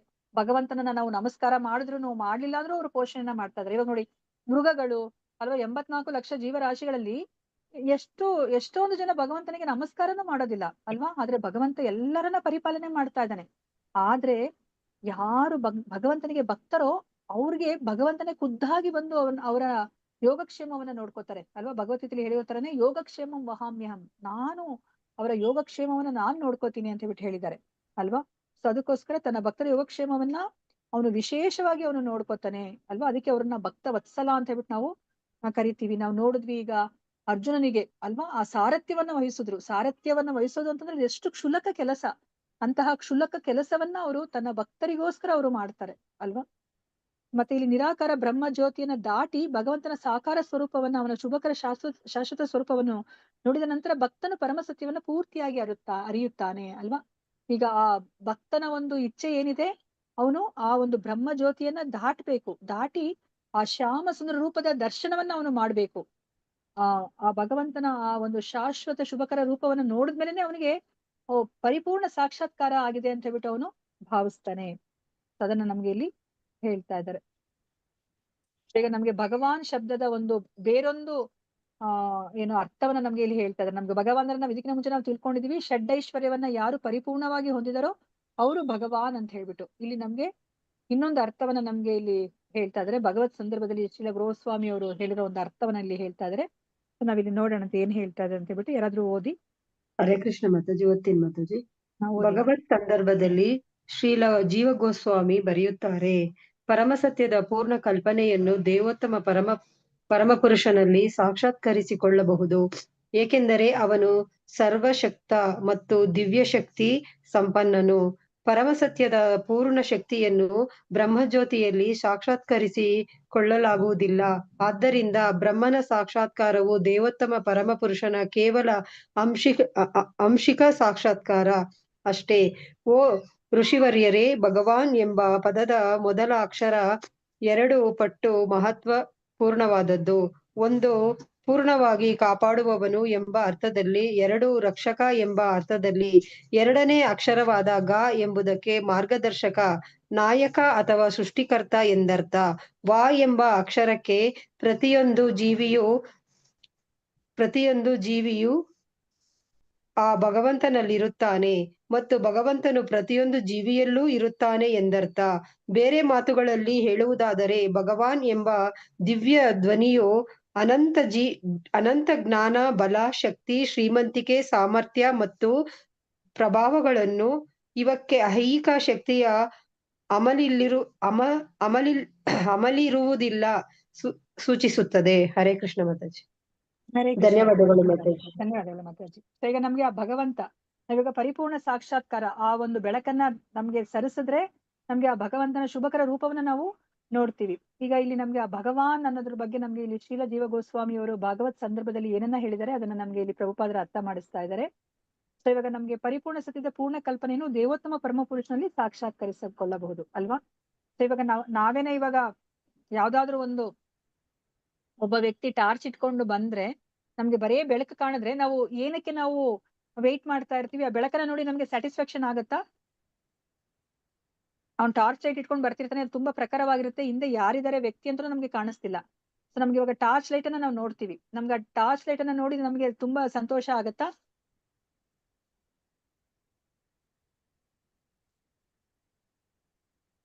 ಹರೇ ಕೃಷ್ಣ. ನಾವ್ ಏನನ್ನ ನೋಡ್ಲಿಕ್ಕೆ ಟ್ರೈ ಮಾಡ್ತಾ ಇರ್ತೀವಾಗ? ಆ ಬೆಳಕಿನಿಂದ ಏನಿದೆ ಅಂತ ನೋಡ್ತೀವಿ. ಹಾ, ಯಾರು ಇಟ್ಕೊಂಡ್ ಬರ್ತಿದಾರೆ ಅಂತ ನಾವು ನೋಡ್ತೀವಿ ಅಲ್ವಾ? ಎಲ್ಲಿಂದ ಬರ್ತಿದೆ ಅಂತ ನೋಡ್ತೀವಿ ಹೊರತು ಆ ಬೆಳಕು ಹೌದು ನಮ್ಗೆ ಸಂತೋಷ ಕೊಡುತ್ತೆ. ಆದ್ರೆ ಯಾರು ಅದನ್ನ ಇಟ್ಕೊಂಡ್ ಬರ್ತಿದಾರೆ ಅಂತ ನೋಡೋದಕ್ಕೆ ನಮ್ಗೆ ಇನ್ನ ಕುತೂಹಲ ಜಾಸ್ತಿ ಅಲ್ವಾ? ಸೊ ಅದನ್ನೇ ನಮ್ಗೆ ಇಲ್ಲಿ ಹೇಳ್ತಾ ಇದ್ದಾರೆ. ಆ ಬೆಳಕು ಎಲ್ಲಿಂದ ಬರ್ತಾ ಇದೆ, ಆ ಪರಿಪೂರ್ಣ ಸತ್ಯ ಯಾರು ಅಂತ ಹೇಳ್ಬಿಟ್ಟು ನಾವು ನೋಡಿದಾಗ ಅಷ್ಟೇನೆ ನಮ್ಗೇನಾಗುತ್ತೆ, ಆ ಪರಿಪೂರ್ಣ ಆನಂದವನ್ನ ನಾವು ಪಡಿಲಿಕ್ಕೆ ಸಾಧ್ಯ ಆಗತ್ತೆ. ಸೊ ಮತ್ತೆ ಇಲ್ಲಿ ಹೇಳ್ತಾ ಇದ್ರೆ ಭಗವಂತ ಸರ್ವಶಕ್ತ, ಮತ್ತೆ ಅವನು ದಿವ್ಯ ಶಕ್ತಿ ಸಂಪನ್ನನು ಅಲ್ವಾ? ಅವನಿಗೆ ಯಾವುದು ಸಾಧ್ಯನೇ ಇಲ್ಲ ಅಂತ ಹೇಳಲಿಕ್ಕೆ ಆಗೋದಿಲ್ಲ, ಎಲ್ಲವನ್ನ ಅವನು ಮಾಡ್ಲಿಕ್ಕೆ ಸಾಧ್ಯ. ಪರಿಪೂರ್ಣ ಸತ್ಯದ ಪೂರ್ಣ ಶಕ್ತಿಯನ್ನ ಬ್ರಹ್ಮ ಜೊತೆಲಿ ಸಾಕ್ಷಾತ್ಕರಿಸಿಕೊಳ್ಳಲಾಗುವುದಿಲ್ಲ ಅಲ್ವಾ? ಸೊ ಇವಾಗ ನೋಡಿ, ಇವಾಗ ಯಾರಾದ್ರೂ ಒಬ್ರು ಮಾತಾಡ್ತಿದಾರೆ ಅಂತ ಅನ್ಕೊಳ್ಳಿ, ಅವರು ವಿಡಿಯೋ ಆನ್ ಮಾಡಿಲ್ಲ ಅಲ್ವಾ? ಸೊ ಇವಾಗ ನಿಮ್ಗೆ ಏನ್ ಅನ್ನಿಸ್ತಾ ಇರುತ್ತೆ? ಅದು ಕಂಪ್ಲೀಟ್ ಅಂತ ಅನ್ನಿಸ್ತಾ ಇರುತ್ತಾ? ಸೊ ನಿಮ್ಗೆ ಆ ವ್ಯಕ್ತಿಯನ್ನ ನೋಡ್ದಲೆ ಬರೀ ಅವರ ವಾಯ್ಸ್ ಅನ್ನ ಕೇಳ್ತಾ ಇದ್ರೆ ಸೊ ನಿಮ್ಗೆ ಪರಿಪೂರ್ಣವಾಗಿದೆ ಈ ಒಂದು ಸೆಷನ್ ಅಥವಾ ಈ ಒಂದು ಕಾರ್ಯಕ್ರಮ ಏನ್ ಮಾಡ್ತಾ ಇದೆಯೋ ಅದು ಪರಿಪೂರ್ಣ ಅಂತ ನಿಮ್ಗೆ ಅನ್ಸತ್ತಾ? ಇಲ್ಲ ಮಾತಾಜಿ. ಇಲ್ಲ ಮಾತಾಜಿ. ಅಲ್ವಾ? ಅವರ ದರ್ಶನ ಆಗ್ಬೇಕು ಅಲ್ವಾ? ಅವರ ದರ್ಶನ ಆಗ್ಬೇಕು. ಮತ್ ನಮ್ಗೆ ಇನ್ನ ಯಾವಾಗ ಪರಿಪೂರ್ಣ ಅನ್ಸುತ್ತೆ ಅಂದ್ರೆ ಅವ್ರ ಹತ್ರ ಹೋಗಿ ಮಾತಾಡ್ಬೇಕು, ಅವ್ರಿಗೆ ನಮಸ್ಕಾರ ಮಾಡ್ಬೇಕು ಅಲ್ವಾ? ಸೊ ಅವರ ಜೊತೆ ನಾವು ಸಂಭಾಷಣೆ ಮಾಡ್ಬೇಕು. ಅಂದ್ರೆ ಅಲ್ಲಿ ಒಂದು ಯಾವ್ದಾದ್ರು ಒಂದು ಎಕ್ಸ್ಚೇಂಜ್ ಆಫ್ ರಸ ಇರ್ಬೇಕು ಅಲ್ವಾ? ಅಲ್ಲಿ ರಸ ವಿನಿಮಯ ಆಗ್ಬೇಕು. ಅವಾಗ ಏನ್ಸುತ್ತೆ, ನಮ್ಗೆ ಪರಿಪೂರ್ಣ ಅನ್ಸುತ್ತೆ ಅಲ್ವಾ? ನಾವೇನ್ ಮಾಡ್ತೀವಿ, ದೂರದಿಂದ ನೋಡಿದ್ರು ಸಹ ನಮ್ಗೆ ಸಮಾಧಾನ ಇಲ್ಲ, ಹತ್ರಕ್ಕೆ ಹೋಗ್ತೀವಿ ಅಲ್ವಾ? ಆ ಪ್ರಭುಜಿನ ನೋಡ್ಬೇಕು, ಗುರು ಮಹಾರಾಜನ ನೋಡ್ಬೇಕು ಅಂತ ಹೇಳ್ಬಿಟ್ಟು ಹತ್ರಕ್ಕೆ ಹೋಗ್ತೀವಿ, ಅವ್ರಿಗೆ ನಮಸ್ಕಾರ ಮಾಡ್ಬೇಕು ಅಂತ ನಾವು ಹೋಗ್ತೀವಿ ಅಲ್ವಾ? ಅವ್ರ ಜೊತೆ ಮಾತಾಡೋಣಂತೆ ಅಂತ ಅನ್ಸುತ್ತೆ. ಮತ್ತೆ ಅವರ ಕಣ್ಣಿನ ದೃಷ್ಟಿ ನಮ್ಮ ಮೇಲೆ ಬೀಳ್ಲಿ ಅಂತ ನಾವು ಕಾಯ್ತಾ ಇರ್ತೀವಿ ಅಲ್ವಾ? ಸೊ ಈ ತರ ಅಲ್ಲಿ ಎಕ್ಸ್ಚೇಂಜ್ ಆದಾಗ ಏನ್ ಅನ್ಸುತ್ತೆ, ಅದು ಪರಿಪೂರ್ಣ ಅಂತ ಅನ್ಸುತ್ತೆ ಅಲ್ವಾ? ಅದನ್ನೇ ಇಲ್ಲಿ ಹೇಳ್ತಾ ಇದ್ರೆ, ಈ ಬ್ರಹ್ಮನ್ ಸಾಕ್ಷಾತ್ಕಾರ ಅನ್ನೋದು ಬರೇ ಅಂಶಿಕ ಸಾಕ್ಷಾತ್ಕಾರ, ಅದು ಪರಿಪೂರ್ಣ ಸಾಕ್ಷಾತ್ಕಾರ ಅಲ್ಲ. ಸೊ ಮತ್ತೆ ಇಲ್ಲಿ ಭಗವಾನ್ ಪದವನ್ನ ಇಲ್ಲಿ ನಮ್ಗೆ ಅರ್ಥ ಮಾಡಿಸ್ತಾ ಇದ್ದಾರೆ. ಭಗವಾನ್ ಅಂತಂತಂದ್ರೆ ಅವನು ಪರಿಪೂರ್ಣವಾಗಿ ಅವರು ಕಾಪಾಡ್ತಾನೆ, ಅದಕ್ಕೆ ಪೂಷನ್ ಅಂತ ಹೇಳ್ತಾ ಇದ್ದಾರೆ ಅಲ್ವಾ? ಅವ್ರು ಎಲ್ಲರನ್ನ ಸತ್ವಜೀವಿಗಳ ರಕ್ಷಕ, ಆದ್ರೆ ಭಕ್ತರಲ್ಲಿ ಅವನು ವಿಶೇಷವಾಗಿ ಅವನು ಕೃಪೆಯನ್ನ ತೋರಿಸ್ತಾನೆ. ಸೊ ಇಲ್ಲಿ ಭಗವಾನ್ ಎಂಬ ಪದದ ಮೊದಲ ಅಕ್ಷರ 2 ಪಟ್ಟು ಮಹತ್ವವಾದದ್ದು ಅಂತ ಹೇಳ್ತಾ ಇದ್ದಾರೆ. ಆ ಫಸ್ಟ್ನೇ ಅಕ್ಷರ, ಮೊದಲ ಅಕ್ಷರ ಪೂರ್ಣವಾಗಿ ಕಾಪಾಡುವವನು ಅಂತ ಹೇಳ್ಬಿಟ್ಟು ಅರ್ಥ ಮಾಡಿಸ್ತಾ ಇದ್ದಾರೆ. ಭಾ ಅಂತಂದ್ರೆ ಅವರು ಪರಿಪೂರ್ಣವಾಗಿ ಕಾಪಾಡ್ತಾರೆ. ಮತ್ತೆ ರಕ್ಷಕ, 2 ರಕ್ಷಕ ಎಂಬ ಅರ್ಥದಲ್ಲಿ. ಸೊ ಅಲ್ಲಿ ಇನ್ನ ಒಂದು ಅರ್ಥ ಏನ್ ಬರ್ತಾ ಇದೆ, ಪೂಷಣ್ ಅಂತ ಅಂದ್ರೆ ರಕ್ಷಕ, ಅವನು ಎಲ್ಲರನ್ನ ರಕ್ಷಣೆ ಮಾಡ್ತಾನೆ, ಅದರಲ್ಲೂ ಭಕ್ತರನ್ನ ಅವನು ವಿಶೇಷವಾಗಿ ರಕ್ಷಣೆ ಮಾಡ್ತಾನೆ ಅಂತ. ಮತ್ತೆ ಗಾ ಅಲ್ವಾ 2ನೇ ಅಕ್ಷರ. ಆ ಗಾ ಅಂತಂದ್ರೆ ಮಾರ್ಗದರ್ಶಕ ಅಲ್ವಾ? ಸೊ ಭಗವಂತ ನಮ್ಗೆ ಮಾರ್ಗದರ್ಶನವನ್ನ ಅವ್ರು ಯಾವಾಗ್ಲೂ ಮಾಡ್ತಿರ್ತಾರೆ, ನಾವು ತಗೊಳೋದಿಲ್ಲ ಅಷ್ಟೇ ಅಲ್ವಾ? ಸೊ ನಮ್ಗೆ ಯಾವ್ದೋ ಒಂದು ಉಪನಿಷತ್, ಯಾವ್ದದು ತೈತರಿಯ ಉಪನಿಷತ್, ಅದು ಸಮಾನ ವೃಕ್ಷೆ ಅಲ್ವಾ? ಒಂದೇ ವೃಕ್ಷದಲ್ಲಿ 2 ಪಕ್ಷಿಗಳು ಕುತ್ಕೊಂಡಿದೆ ಅಲ್ವಾ? ಒಂದು ಪಕ್ಷಿ ತುಂಬಾ ಬಿಸಿ, ಅದು ಹಣ್ಣನ್ನ ತಿಂತಾ ಇದೆ. ಇನ್ನೊಂದು ಪಕ್ಷಿ ಏನ್ ಮಾಡ್ತಿದೆ, ಅದು ಹಣ್ಣನ್ನ ತಿಂತಾ ಇಲ್ಲ, ಅದು ಈ ಒಂದು ಹಣ್ಣು ತಿಂತಿರೋ ಪಕ್ಷಿ ಏನ್ ಮಾಡ್ತಿದೆ ಅಂತ ಹೇಳ್ಬಿಟ್ಟು ನೋಡ್ತಾ ಇದೆ ಅಲ್ವಾ? ಉಪದೃಷ್ಟ ಹನುಮಂತ. ಅಂದ್ರೆ ಭಗವಂತ ಯಾವಾಗ್ಲೂ ಸಹ ಅವರು ನಮ್ಮ ಪಕ್ಕದಲ್ಲಿ ಕುತ್ಕೊಂಡು ನಮ್ಗೆ ಮಾರ್ಗದರ್ಶನವನ್ನ ಕೊಡ್ಲಿಕ್ಕೆ ಅವ್ರು ಪ್ರಯತ್ನ ಮಾಡ್ತಿದ್ದಾರೆ. ಆದ್ರೆ ನಾವು ತುಂಬಾ ಬಿಸಿ, ನಮ್ಗೆ ಕೇಳಿಸ್ಕೊಳ್ಲಿಕ್ಕೇನೆ ಆಗ್ತಾ ಇಲ್ಲ, ಭಗವಂತನ ಮಾತುಗಳು ನಮ್ಮ ಕಿವಿಗೆ ಬೀಳ್ತಾನೆ ಇಲ್ಲ. ಯಾಕಂದ್ರೆ ನಾವು ಅಷ್ಟು ಗದ್ದಲದಲ್ಲಿ ಇದೀವಿ, ನಾವು ಅಷ್ಟು ನಮ್ಮ ಭೋಗ ಜೀವನದಲ್ಲಿ ನಾವು ಮುಳುಗು ಹೋಗ್ಬಿಟ್ಟಿದೀವಿ, ಯಾರ ಮಾತು ನಮ್ಗೆ ಕಿವಿಗೆ ಬೀಳ್ತಾ ಇಲ್ಲ ಅಲ್ವಾ? ಭಗವಂತ ಯಾವತ್ತು ನಮ್ಮನ್ನೇ ಅವರು ಬಿಡದೇ ಇಲ್ಲ, ಪ್ರಯತ್ನ ಪಡ್ತಾನೆ ಇದ್ದಾರೆ ಅವರು ನಮ್ಗೆ ಮಾರ್ಗದರ್ಶನವನ್ನ ತೋಡ್ಲಿಕ್ಕೆ ಅಲ್ವಾ? ಅವರು ಗುರುವಾಗಿ ಬರ್ತಾರೆ, ಅವರು ಗ್ರಂಥ ರೂಪದಲ್ಲಿ ಅವರು ಬರ್ತಾರೆ ಅಲ್ವಾ? ಮತ್ತೆ ನಮ್ಗೆ ಅವರು ಚೈತ್ಯ ಗುರುವಾಗಿ ಒಳಗಿಂದ ನಮ್ಗೆ ಪರಮಾತ್ಮನಾಗಿ ಅವರು ಹೇಳ್ತಾ ಇದ್ದಾರೆ. ಇಷ್ಟೆಲ್ಲ ನಮ್ಗೆ ಮಾರ್ಗದರ್ಶನವನ್ನ ಅವ್ರು ತೋರ್ತಾ ಇದ್ದಾರೆ ಅವರು ಅಲ್ವಾ? ಅದಕ್ಕೆ ಇಲ್ಲಿ ಗಾ ಅಂತಂದ್ರೆ ಮಾರ್ಗದರ್ಶಕ ಅಂತ ಹೇಳ್ಬಿಟ್ಟು ಇಲ್ಲಿ ಅರ್ಥ ಮಾಡಿಸ್ತಾ ಇದ್ದಾರೆ. ನಾಯಕ ಅಥವಾ ಸೃಷ್ಟಿಕರ್ತ ಎಂದರ್ಥ. ಮತ್ತೆ ಇನ್ನ ಬೇರೆ ಏನ್ ಅರ್ಥ ಇದೆ, ಗಾ ಅಂತಂದ್ರೆ ಅವರು ನಾಯಕ, ನಮ್ಮೆಲ್ಲರ ಒಡೆಯ ಅವನು, ಮತ್ತೆ ಅವನು ಸೃಷ್ಟಿಕರ್ತ ಅಂತ ಹೇಳ್ಬಿಟ್ಟು ಗಾ ಅನ್ನೋ ಒಂದು ಪದಕ್ಕೆ ಅರ್ಥ ಇದೆ. ಸೊ ಬಾ ಅನ್ನೋದಕ್ಕೆ ಅರ್ಥ ಏನು, ಅವನು ಪೂರ್ಣವಾಗಿ ಕಾಪಾಡುವವನು ಅಂತ ಹೇಳ್ಬಿಟ್ಟು, ಅಂದ್ರೆ ರಕ್ಷಕ, ಪೂಷನ್ ಅಂತ ಹೇಳ್ಬಿಟ್ಟು. ಗಾ ಅಂತಂತಂದ್ರೆ ಅವನು ಮಾರ್ಗದರ್ಶಕ, ನಾಯಕ, ಮತ್ತೆ ಸೃಷ್ಟಿಕರ್ತ ಅಂತ ಹೇಳ್ಬಿಟ್ಟು ಅರ್ಥ. ವಾ ಅಂತಂತಂದ್ರೆ ವಾ ಎಂಬ ಅಕ್ಷರಕ್ಕೆ ಪ್ರತಿಯೊಂದು ಜೀವಿಯು ಆ ಭಗವಂತನಲ್ಲಿ ಇರುತ್ತಾನೆ ಅಂತ ಹೇಳ್ಬಿಟ್ಟು ಇಲ್ಲಿ ಹೇಳ್ತಾ ಇದ್ರೆ, ನಾವೆಲ್ಲನೂ ಸಹ ಭಗವಂತನಲ್ಲಿ ಇರ್ತೀವಿ ಅಲ್ವಾ? ಗರ್ಭೋದಕಶಾಹಿ ವಿಷ್ಣುವಿನ ಗರ್ಭದಲ್ಲಿ ಇರ್ತೀವಿ ನಾವು ಈ ಒಂದು ಬ್ರಹ್ಮನ ಆ ರಾತ್ರಿ ಪ್ರಳಯ ಆದಾಗ ಅಲ್ವಾ. ಸೊ ಮತ್ತೆ ಬ್ರಹ್ಮನ 100 ದಿನಗಳ ಆದ್ಮೇಲೆ ನಾವೇನಾದ್ರೂ ಭಗವಂತನ ಲೋಕಕ್ಕೆ ಹೋಗೋ ಅರ್ಹತೆಯನ್ನ ಪಡಿಲಿಲ್ಲ ಅಂತಂದ್ರೆ ನಾವೆಲ್ಲರನ್ನು ಸಹ ಆ ಕಾರಣೋದಕಶಾಹಿ ವಿಷ್ಣುವಿನ ಗರ್ಭದಲ್ಲಿ ಇರ್ತೀವಿ. ಮತ್ತೆ ಇನ್ನೊಮ್ಮೆ ಒಂದು ಬ್ರಹ್ಮಾಂಡ ಸೃಷ್ಟಿ ಮಾಡಿ ನಮ್ಮನ್ನ ಅದರಲ್ಲಿ ಇಡೋ ತನಕನೂ ಸಹ ನಾವು ಆ ಕಾರಣೋದಕಶಾಹಿ ವಿಷ್ಣುವಿನ ಗರ್ಭದಲ್ಲಿ ಇರ್ತೀವಿ ಅಲ್ವಾ. ನಾವೆಲ್ಲನೂ ಸಹ ಆ ಭಗವಂತನ ಒಳಗಡೆ ಇದೀವಿ ಅಂತ ಹೇಳ್ಬಿಟ್ಟು ಇಲ್ಲಿ ಹೇಳ್ತಾ ಇದ್ದಾರೆ. ಭಗವಂತನು ಪ್ರತಿಯೊಂದು ಜೀವಿಯಲ್ಲೂ ಇರುತ್ತಾನೆ ಎಂದು ಅರ್ಥ. ನಾವು ಭಗವಂತನಲ್ಲಿ ಇದೀವಿ, ಮತ್ತೆ ಭಗವಂತನು ಸಹ ನಮ್ಮಲ್ಲಿದ್ದಾನೆ ಅಲ್ವಾ. ಇವಾಗ ನಾವು ನಮ್ಮ ಆತ್ಮದಲ್ಲಿ ಅವನು ಪರಮಾತ್ಮ ರೂಪಿಯಾಗಿ ಅವನು ನಮ್ಮ ದೇಹದಲ್ಲಿ ಅವನು ವಾಸ ಮಾಡ್ತಾ ಇದ್ದಾನೆ. ಬೇರೆ ಮಾತುಗಳಲ್ಲಿ ಹೇಳುವುದಾದರೆ ಭಗವಾನ್ ಎಂಬ ದಿವ್ಯ ಧ್ವನಿಯು ಅನಂತ ಜ್ಞಾನ, ಬಲ, ಶಕ್ತಿ, ಶ್ರೀಮಂತಿಕೆ, ಸಾಮರ್ಥ್ಯ ಮತ್ತು ಪ್ರಭಾವಗಳನ್ನು ಇವಕ್ಕೆ ಐಹಿಕ ಶಕ್ತಿಯ ಅಮಲಿರುವುದಿಲ್ಲ ಸೂಚಿಸುತ್ತದೆ ಅಲ್ವಾ. ಭಗವಾನ್ ಅಂತಂದ್ರೆ ನಾವ್ ಇದಕ್ಕಿಂತ ಮುಂಚೆ ನಾವು ತಿಳ್ಕೊಂಡ್ರೆ ಹಾಗೇನೆ ಐಶ್ವರ್ಯಸ್ಯ, ಸಮಗ್ರಸ್ಯ, ವೀರ್ಯಸ್ಯ, ಯಶ, ಶ್ರಿಯ, ಜ್ಞಾನ, ವೈರಾಗ್ಯೋಶ್ಚೈವ ಸನ್ನಂ ಬಗ ಇತಿಂಗನ ಅಲ್ವಾ. ಈ 6 ಷಡ್ಡೈಶ್ವರ್ಯವನ್ನ ಪರಿಪೂರ್ಣವಾಗಿ ಹೊಂದಿದ್ದಾನೆ. ಇದ್ರಲ್ಲಿ ಯಾವುದು ಐಹಿಕವಾದದಿಲ್ಲ, ಎಲ್ಲವೂ ಭಗವಂತ ಅಂದ ತಕ್ಷಣ ಆಧ್ಯಾತ್ಮಿಕ ಅಲ್ವಾ. ನಾನು ಇದಕ್ಕಿಂತ ಮುಂಚೆ ನಿಮ್ಗೆ ಎಷ್ಟೊಂದ್ಸತಿ ಹೇಳಿರೋ ಹಾಗೇನೆ ಭಗವಂತನಿಗೆ ನಾವು ಏನನ್ನ ಅರ್ಪಿಸಿದ ತಕ್ಷಣ ಅದು ಆಧ್ಯಾತ್ಮಿಕವಾಗ್ಬಿಡುತ್ತೆ. ನಾವು ಭಗವಂತನಿಗೆ ನೀರನ್ನ ಅಭಿಷೇಕ ಮಾಡಿದ ತಕ್ಷಣ ಅದು ತೀರ್ಥ ಆಗ್ಬಿಡುತ್ತೆ. ಭಗವಂತನಿಗೆ ಆರತಿ ಮಾಡಿದ ತಕ್ಷಣ ಅದು ಅಗ್ನಿಯನ್ನ ಅರ್ಪಿಸಿದ ತಕ್ಷಣ ಅದು ಆರತಿ ಆಗ್ಬಿಡುತ್ತೆ ಅಲ್ವಾ. ಅಂದ್ರೆ ಭಗವಂತನ ಕುರಿತಾಗಿ ಏನೇ ಇದ್ರೂ ಅದು ಆಧ್ಯಾತ್ಮಿಕ. ಅದನ್ನ ನಾವಿಲ್ಲಿ ಅರ್ಥ ಮಾಡ್ಕೋಬೇಕು. ನಮ್ಗೆ ಅದ್ ಯಾವಾಗ ಭೌತಿಕ ಅಂತಂದ್ರೆ ಅದನ್ನ ಭಗವಂತನಿಗೆ ಉಪಯೋಗಿಸ್ಲಿಲ್ಲ ಅಂದಾಗ ಅದು ಭೌತಿಕ. ಭಗವಂತನಿಗೆ ಉಪಯೋಗಿಸಿದ ತಕ್ಷಣವೇ ಅದು ಆಧ್ಯಾತ್ಮಿಕವಾಗ್ಬಿಡತ್ತೆ. ಹರೇ ಕೃಷ್ಣ. ಇದನ್ನ ಓದಿ.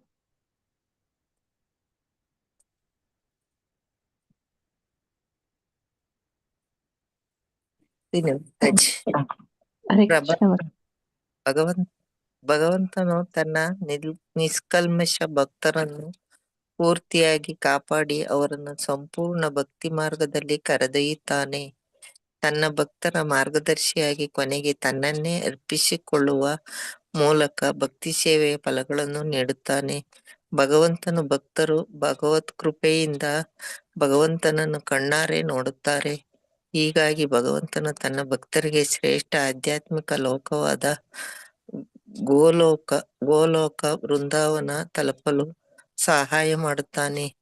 ಸೃಷ್ಟಿಕರ್ತನಾಗಿ ಅವನು ತನ್ನ ಭಕ್ತನಿಗೆ ಅಂತಿಮವಾಗಿ ತನ್ನನ್ನು ಸೇರಲು ಅವಶ್ಯಕವಾದ ಅರ್ಹತೆಗಳನ್ನು ನೀಡಬಲ್ಲನು. ಭಗವಂತನು ಸಕಲ ಕಾರಣಗಳಿಗೂ ಕಾರಣನು ಮತ್ತು ಅವನಿಗೆ ಕಾರಣಕರ್ತನಾರೂ ಇಲ್ಲದಿರುವುದರಿಂದ ಅವನೇ ಮೂಲ ಕಾರಣ. ಪರಿಣಾಮವಾಗಿ ಅವನು ತನ್ನ ಆಂತರಿಕ ಶಕ್ತಿಯನ್ನು ಪ್ರಕಟಗೊಳಿಸಿ ಆತ್ಮರಾಮನಾಗಿರುತ್ತಾನೆ. ಬಾಹ್ಯ ಶಕ್ತಿ ಸ್ವತಃ ಅವನಿಂದಲೇ ಪ್ರಕಟವಾಗುವುದಿಲ್ಲ, ಏಕೆಂದರೆ ಅವನು ತಾನೇ ಪುರುಷರಾಗಿ ವಿಸ್ತಾರಗೊಳ್ಳುತ್ತಾನೆ ಮತ್ತು ಆ ರೂಪಗಳಲ್ಲಿ ಅವನು ಐಹಿಕ ಅಭಿವ್ಯಕ್ತಿಯನ್ನು ಸೃಷ್ಟಿ ಮಾಡುತ್ತಾನೆ. ಅಂತಹ ವಿಸ್ತರಣೆಗಳಿಂದ ಅವನು ಸೃಷ್ಟಿ ಸ್ಥಿತಿ ಲಯಗಳನ್ನು ಮಾಡುತ್ತಾನೆ. ಹರೇ ಕೃಷ್ಣ ಮಾತಾಜಿ.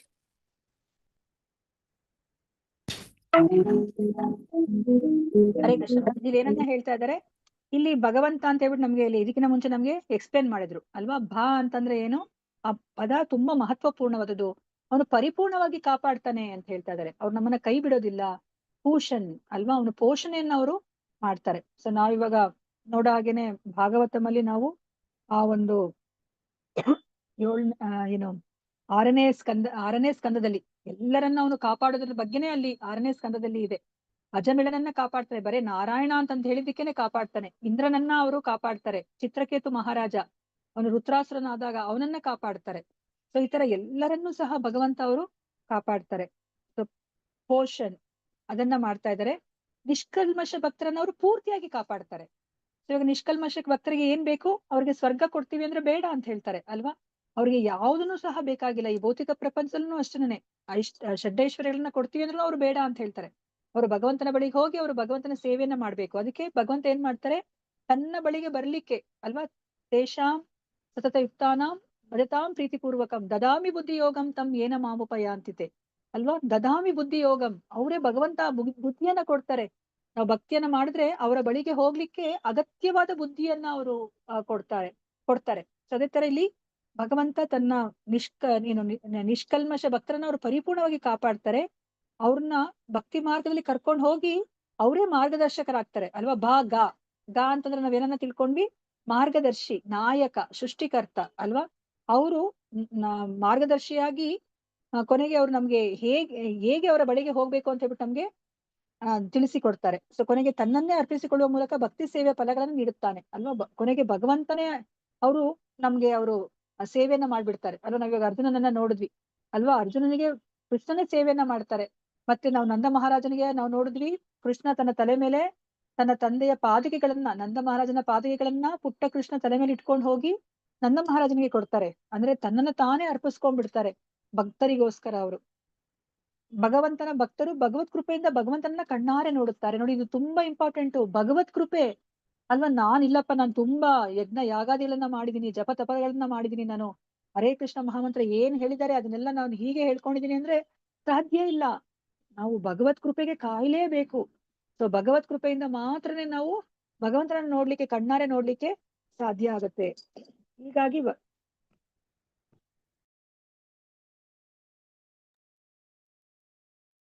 ಹೀಗಾಗಿ ಭಗವಂತನ ತನ್ನ ಭಕ್ತರಿಗೆ ಶ್ರೇಷ್ಠ ಆಧ್ಯಾತ್ಮಿಕ ಲೋಕವಾದ ಗೋಲೋಕ ವೃಂದವನ್ನು ತಲುಪಲು ಸಹಾಯ ಮಾಡುತ್ತಾನೆ. ನೋಡಿ, ಈ ತರ ಭಗವಂತ ನಮ್ಮನ್ನ, ನಾವು ಇವಾಗ ಭಗವಂತನಿಗೆ ಶರಣಾಗತರಾದ್ರೆ, ನಾವು ಭಕ್ತಿಯನ್ನ ಮಾಡಿದ್ರೆ, ಅವರು ನಮ್ಗೆ ಬುದ್ಧಿ ಯೋಗವನ್ನ ಕೊಟ್ಟು ಅವರ ಬಳಿಗೆ ಅಂದ್ರೆ ಅವರ ಲೋಕಕ್ಕೆ ಹೋಗ್ಲಿಕ್ಕೆ ಬೇಕಾಗಿರುವಂತಹ ಒಂದು ಸಹಾಯವನ್ನ ಅವರು ಮಾಡ್ತಾನೆ.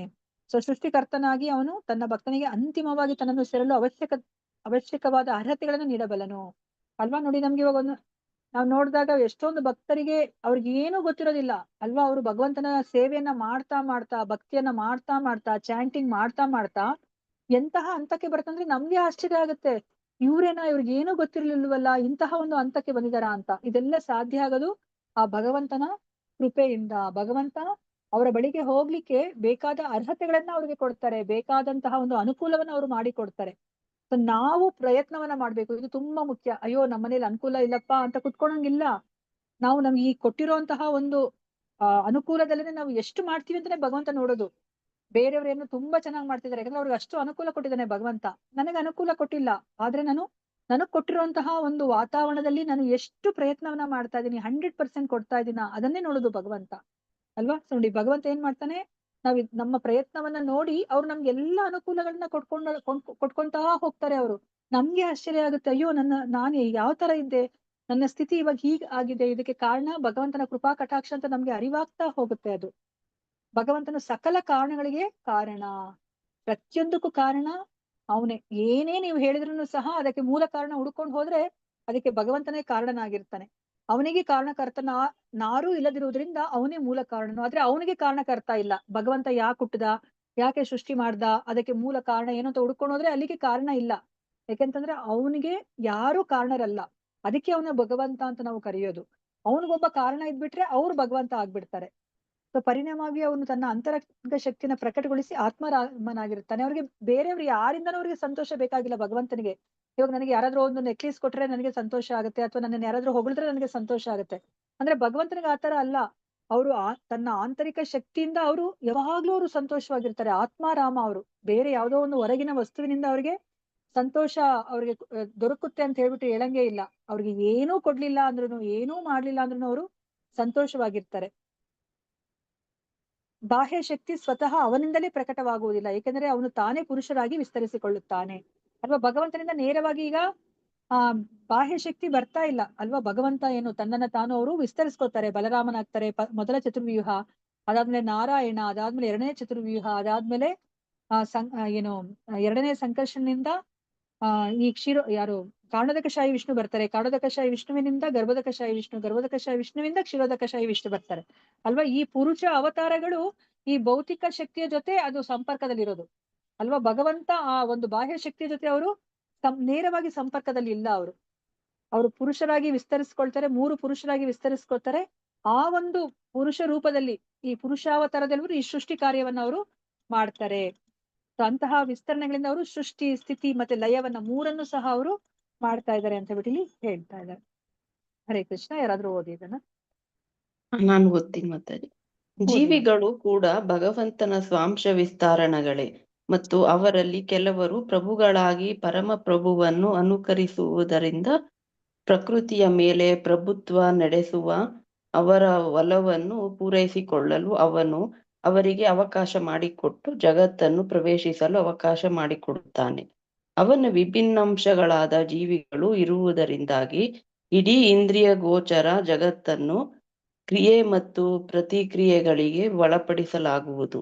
ಹೀಗೆ ಜೀವಿಗಳಿಗೆ ಐಹಿಕ ಪ್ರಕೃತಿಯ ಮೇಲೆ ಪ್ರಭುತ್ವ ನಡೆಸಲು ಪೂರ್ಣ ಸೌಕರ್ಯಗಳನ್ನು ಕೊಡಲಾಗುವುದು. ಆದರೆ ಎಲ್ಲದರ ನಿಯಾಮಕನೆಂದರೆ ಪುರುಷರಲ್ಲೊಬ್ಬನಾದ ಸ್ವಾಂಶ ವಿಸ್ತರಣ ಸ್ವರೂಪದ ಪರಮಾತ್ಮನೇ. ಓದ್ಲಾ ಮಾತಾಜಿ? ಓದಿ ಮಾತಾಜಿ, ಅದೊಂದು ಪ್ಯಾರ ಓದಿ. ಹೀಗಾಗಿ ಜೀವಿಗಳು ಆತ್ಮನಿಗೂ ನಿಯಾಮಕನಾದ ಭಗವಂತನಿಗೂ ಪರಮಾತ್ಮನಿಗೂ ತುಂಬಾ ವ್ಯತ್ಯಾಸವಿದೆ.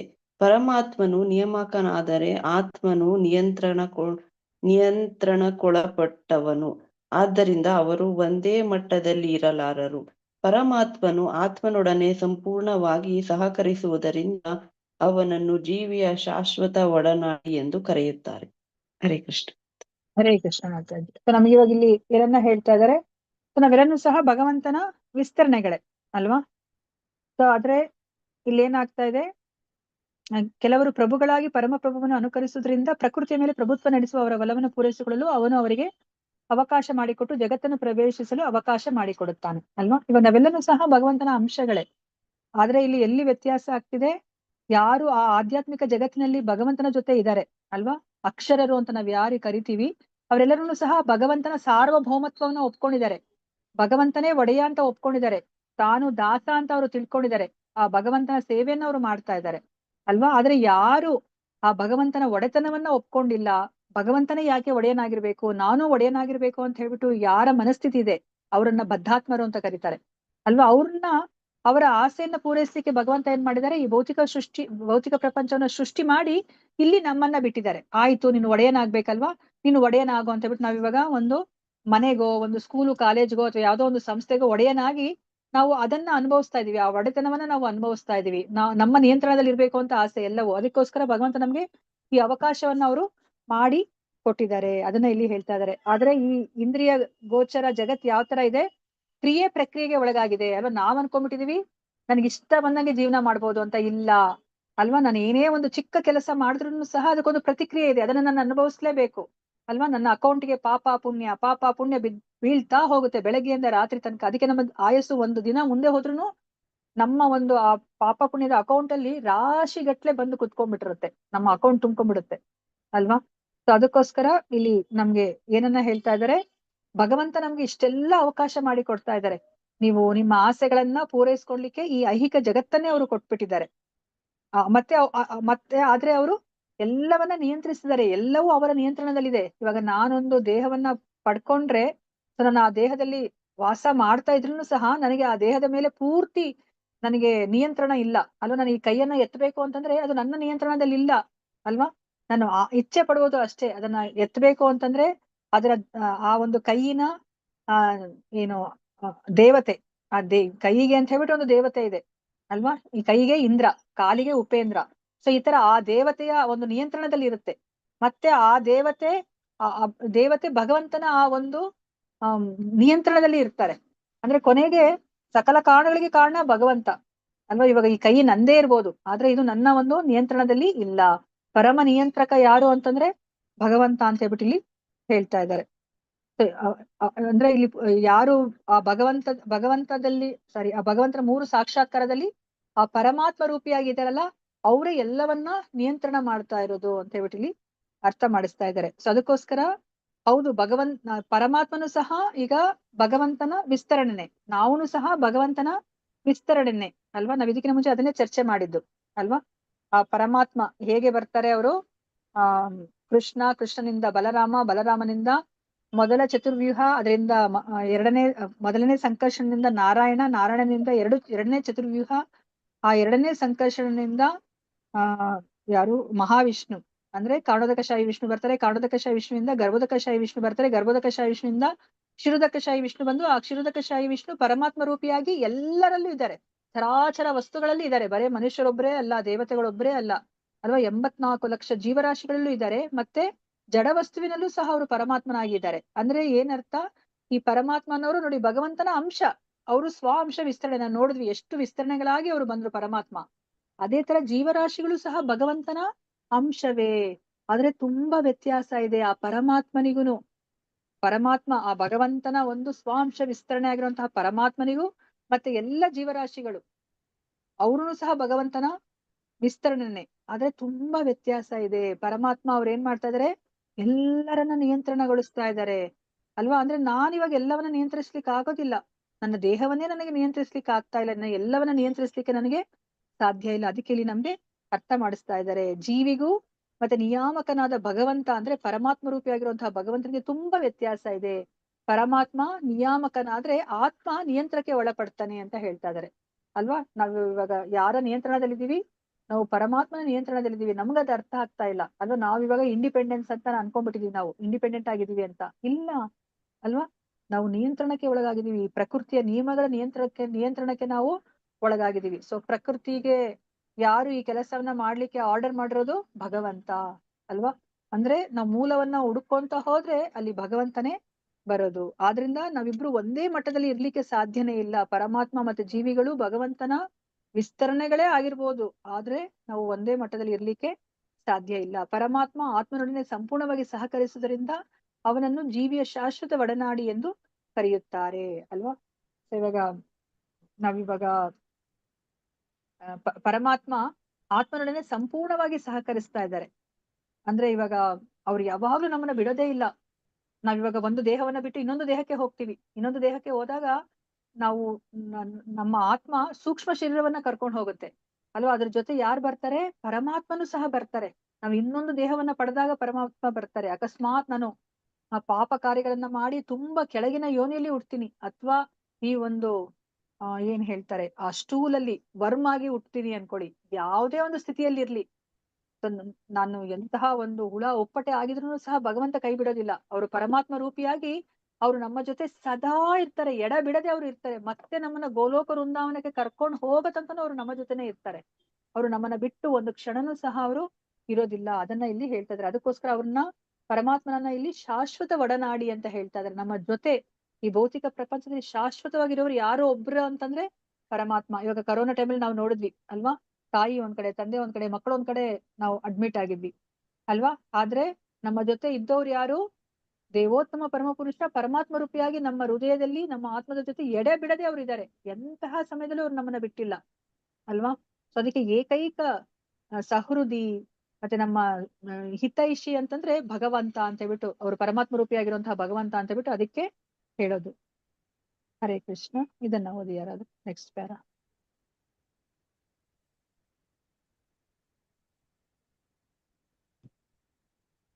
ಹರೇ ಕೃಷ್ಣ. ಎಲ್ಲರೂ ಬ್ಯುಸಿ ಇದೆಯಾ? ಮಾತಾಜಿ ಓದಿ ಪ್ರಭುಜಿ. ಹಾ ಓದಿ. ಭಗವಂತನ ಸರ್ವಾಂತರ್ಯಾಮಿ ಸ್ವರೂಪವನ್ನು ಬ್ರಹ್ಮನ್ ಎಂದು ಕರೆಯುತ್ತಾರೆ. ಇದು ಜಾಗೃತ ಅವಸ್ಥೆಯಲ್ಲೂ ನಿದ್ರಾವಸ್ಥೆಯಲ್ಲೂ ಶಕ್ತಿಯ ಅವಸ್ಥೆಯಲ್ಲೂ ಇರುತ್ತದೆ. ಆದ್ದರಿಂದಲೇ ಬದ್ಧ ಮತ್ತು ಮುಕ್ತ ಆತ್ಮಗಳಲ್ಲಿ ಜೀವಶಕ್ತಿ ಉಂಟಾಗುತ್ತದೆ. ಭಗವಂತನೇ ಪರಮಾತ್ಮ ಮತ್ತು ಬ್ರಹ್ಮನ್ ಈ ಇಬ್ಬರ ಮೂಲವಾದ್ದರಿಂದ ಅವನೇ ಸಕಲ ಜೀವಿಗಳ ಮತ್ತು ಚರಾಚರ ವಸ್ತುಗಳ ಮೂಲ. ಇದನ್ನು ಬಲ್ಲವನು ತನ್ನನ್ನು ಭಗವಂತನ ಸೇವೆಯಲ್ಲಿ ತೊಡಗಿಸಿಕೊಳ್ಳುತ್ತಾನೆ. ಅಂಥ ಶುದ್ಧನು ಜ್ಞಾನಿಯೂ ಆದ ಭಗವದ್ ಭಕ್ತನು ಭಗವಂತನಲ್ಲಿ ಪೂರ್ತಿಯಾಗಿ ಅನುರಕ್ತನಾಗಿರುತ್ತಾನೆ.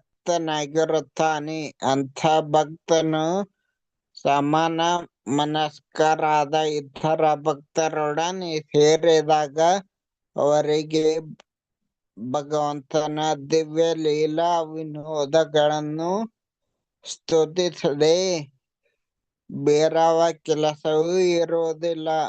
ಶುದ್ಧ ಭಕ್ತರಷ್ಟು ಪರಿಪೂರ್ಣರಲ್ಲದವರು ಮತ್ತು ಭಗವಂತನ ಕೇವಲ ಬ್ರಹ್ಮನ್ ಅಥವಾ ಪರಮಾತ್ಮ ಸ್ವರೂಪಗಳನ್ನು ಅರಿತಿರುವವರು ಪರಿಪೂರ್ಣ ಭಕ್ತರ ಕಾರ್ಯಚಟುವಟಿಕೆಗಳನ್ನು ಮುಚ್ಚಲಾರರು. ಭಗವಂತನು ಯಾವಾಗಲೂ ಶುದ್ಧ ಭಕ್ತರಿಗೆ ಅವಶ್ಯಕವಾದ ಜ್ಞಾನವನ್ನು ನೀಡಿ ನೆರವು ನೀಡುತ್ತಾನೆ.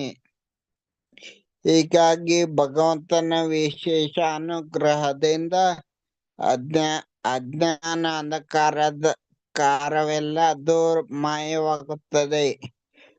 ಊಹಾಪೋಹ ಮಾಡುವ ದಾರ್ಶನಿಕರು ಮತ್ತು ಯೋಗಿಗಳು ಇದನ್ನೇ ಊಹಿಸಿಕೊಳ್ಳಲು ಸಾಧ್ಯವಿಲ್ಲ.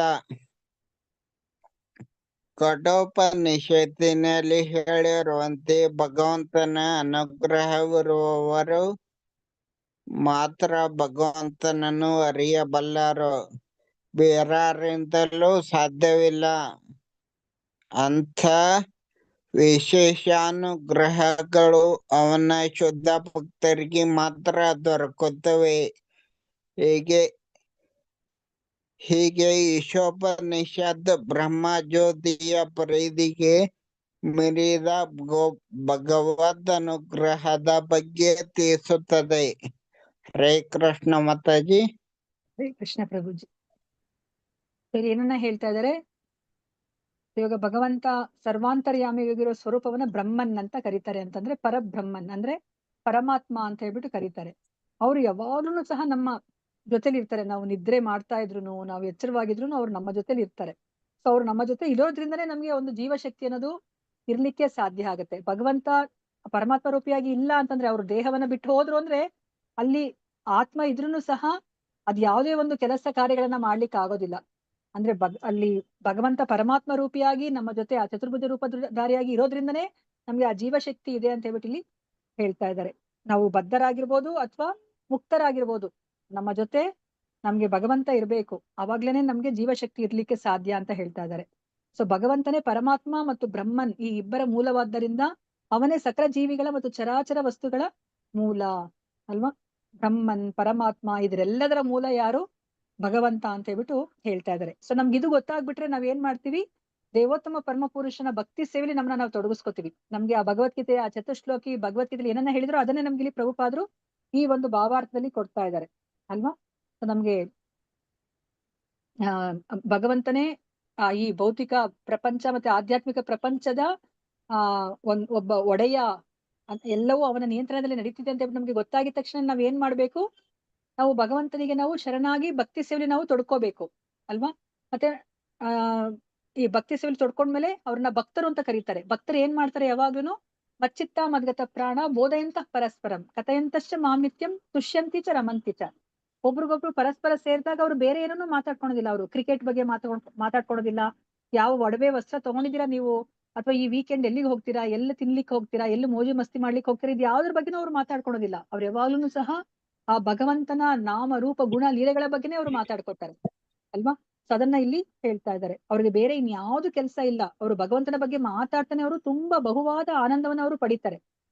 ಸೊ ಇವಾಗ ಈ ತರ ಆದಾಗ ಏನಾಗುತ್ತೆ, ಭಗವಂತ ಅವ್ರಿಗೆ ವಿಶೇಷ ಅನುಗ್ರಹವನ್ನ ತೋರಿಸ್ತಾರೆ.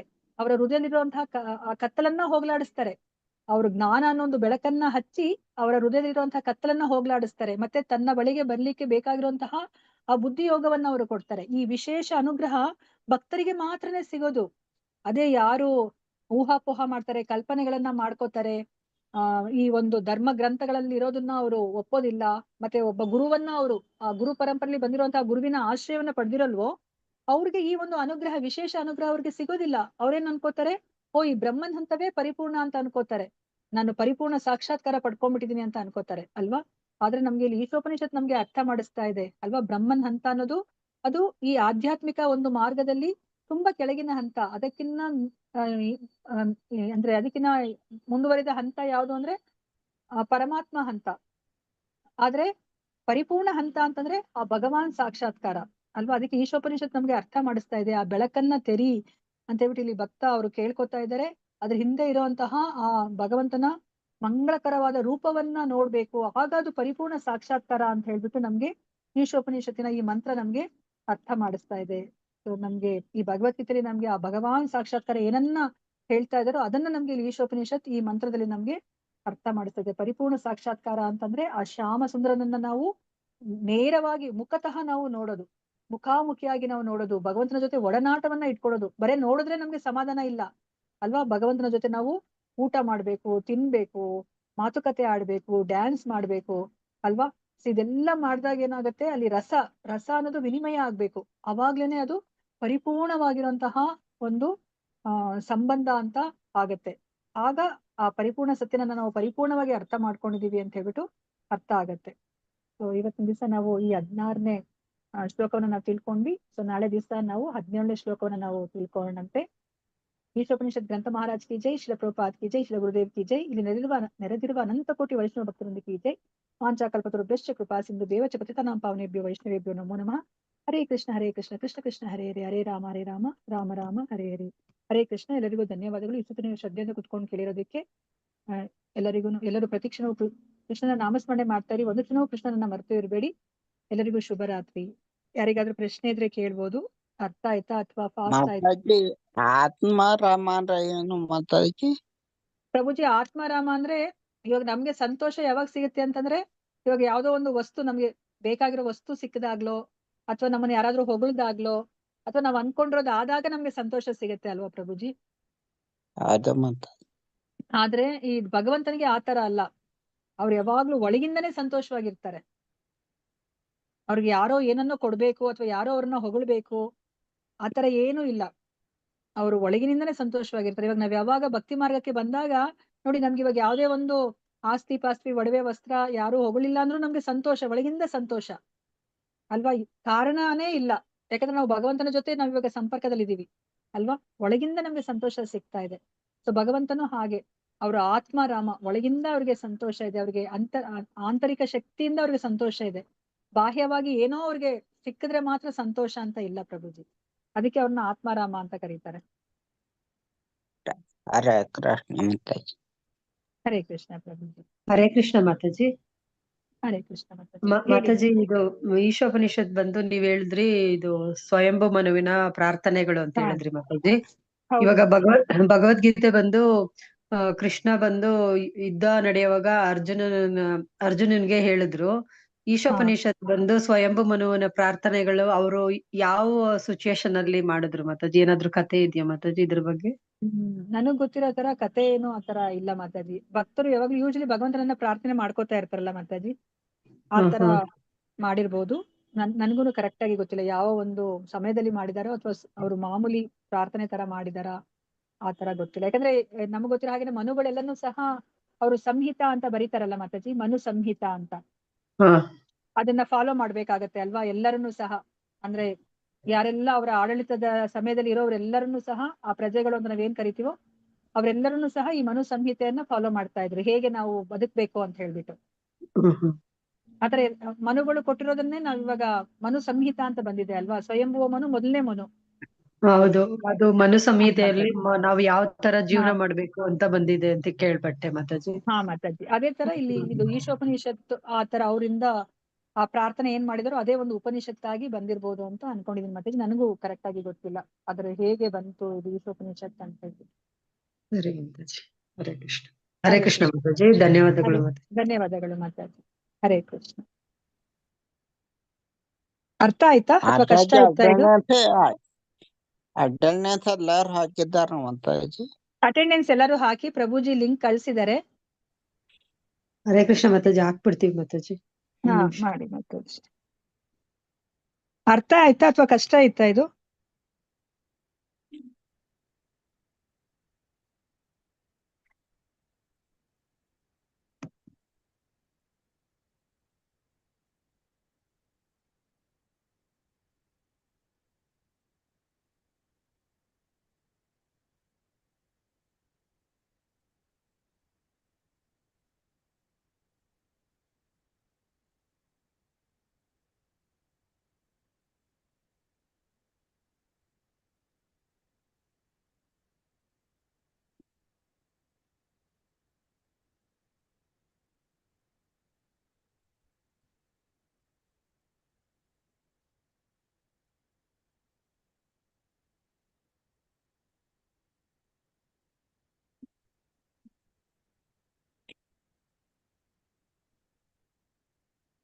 ಆಯ್ತಾ ಮಾತಾಜಿ?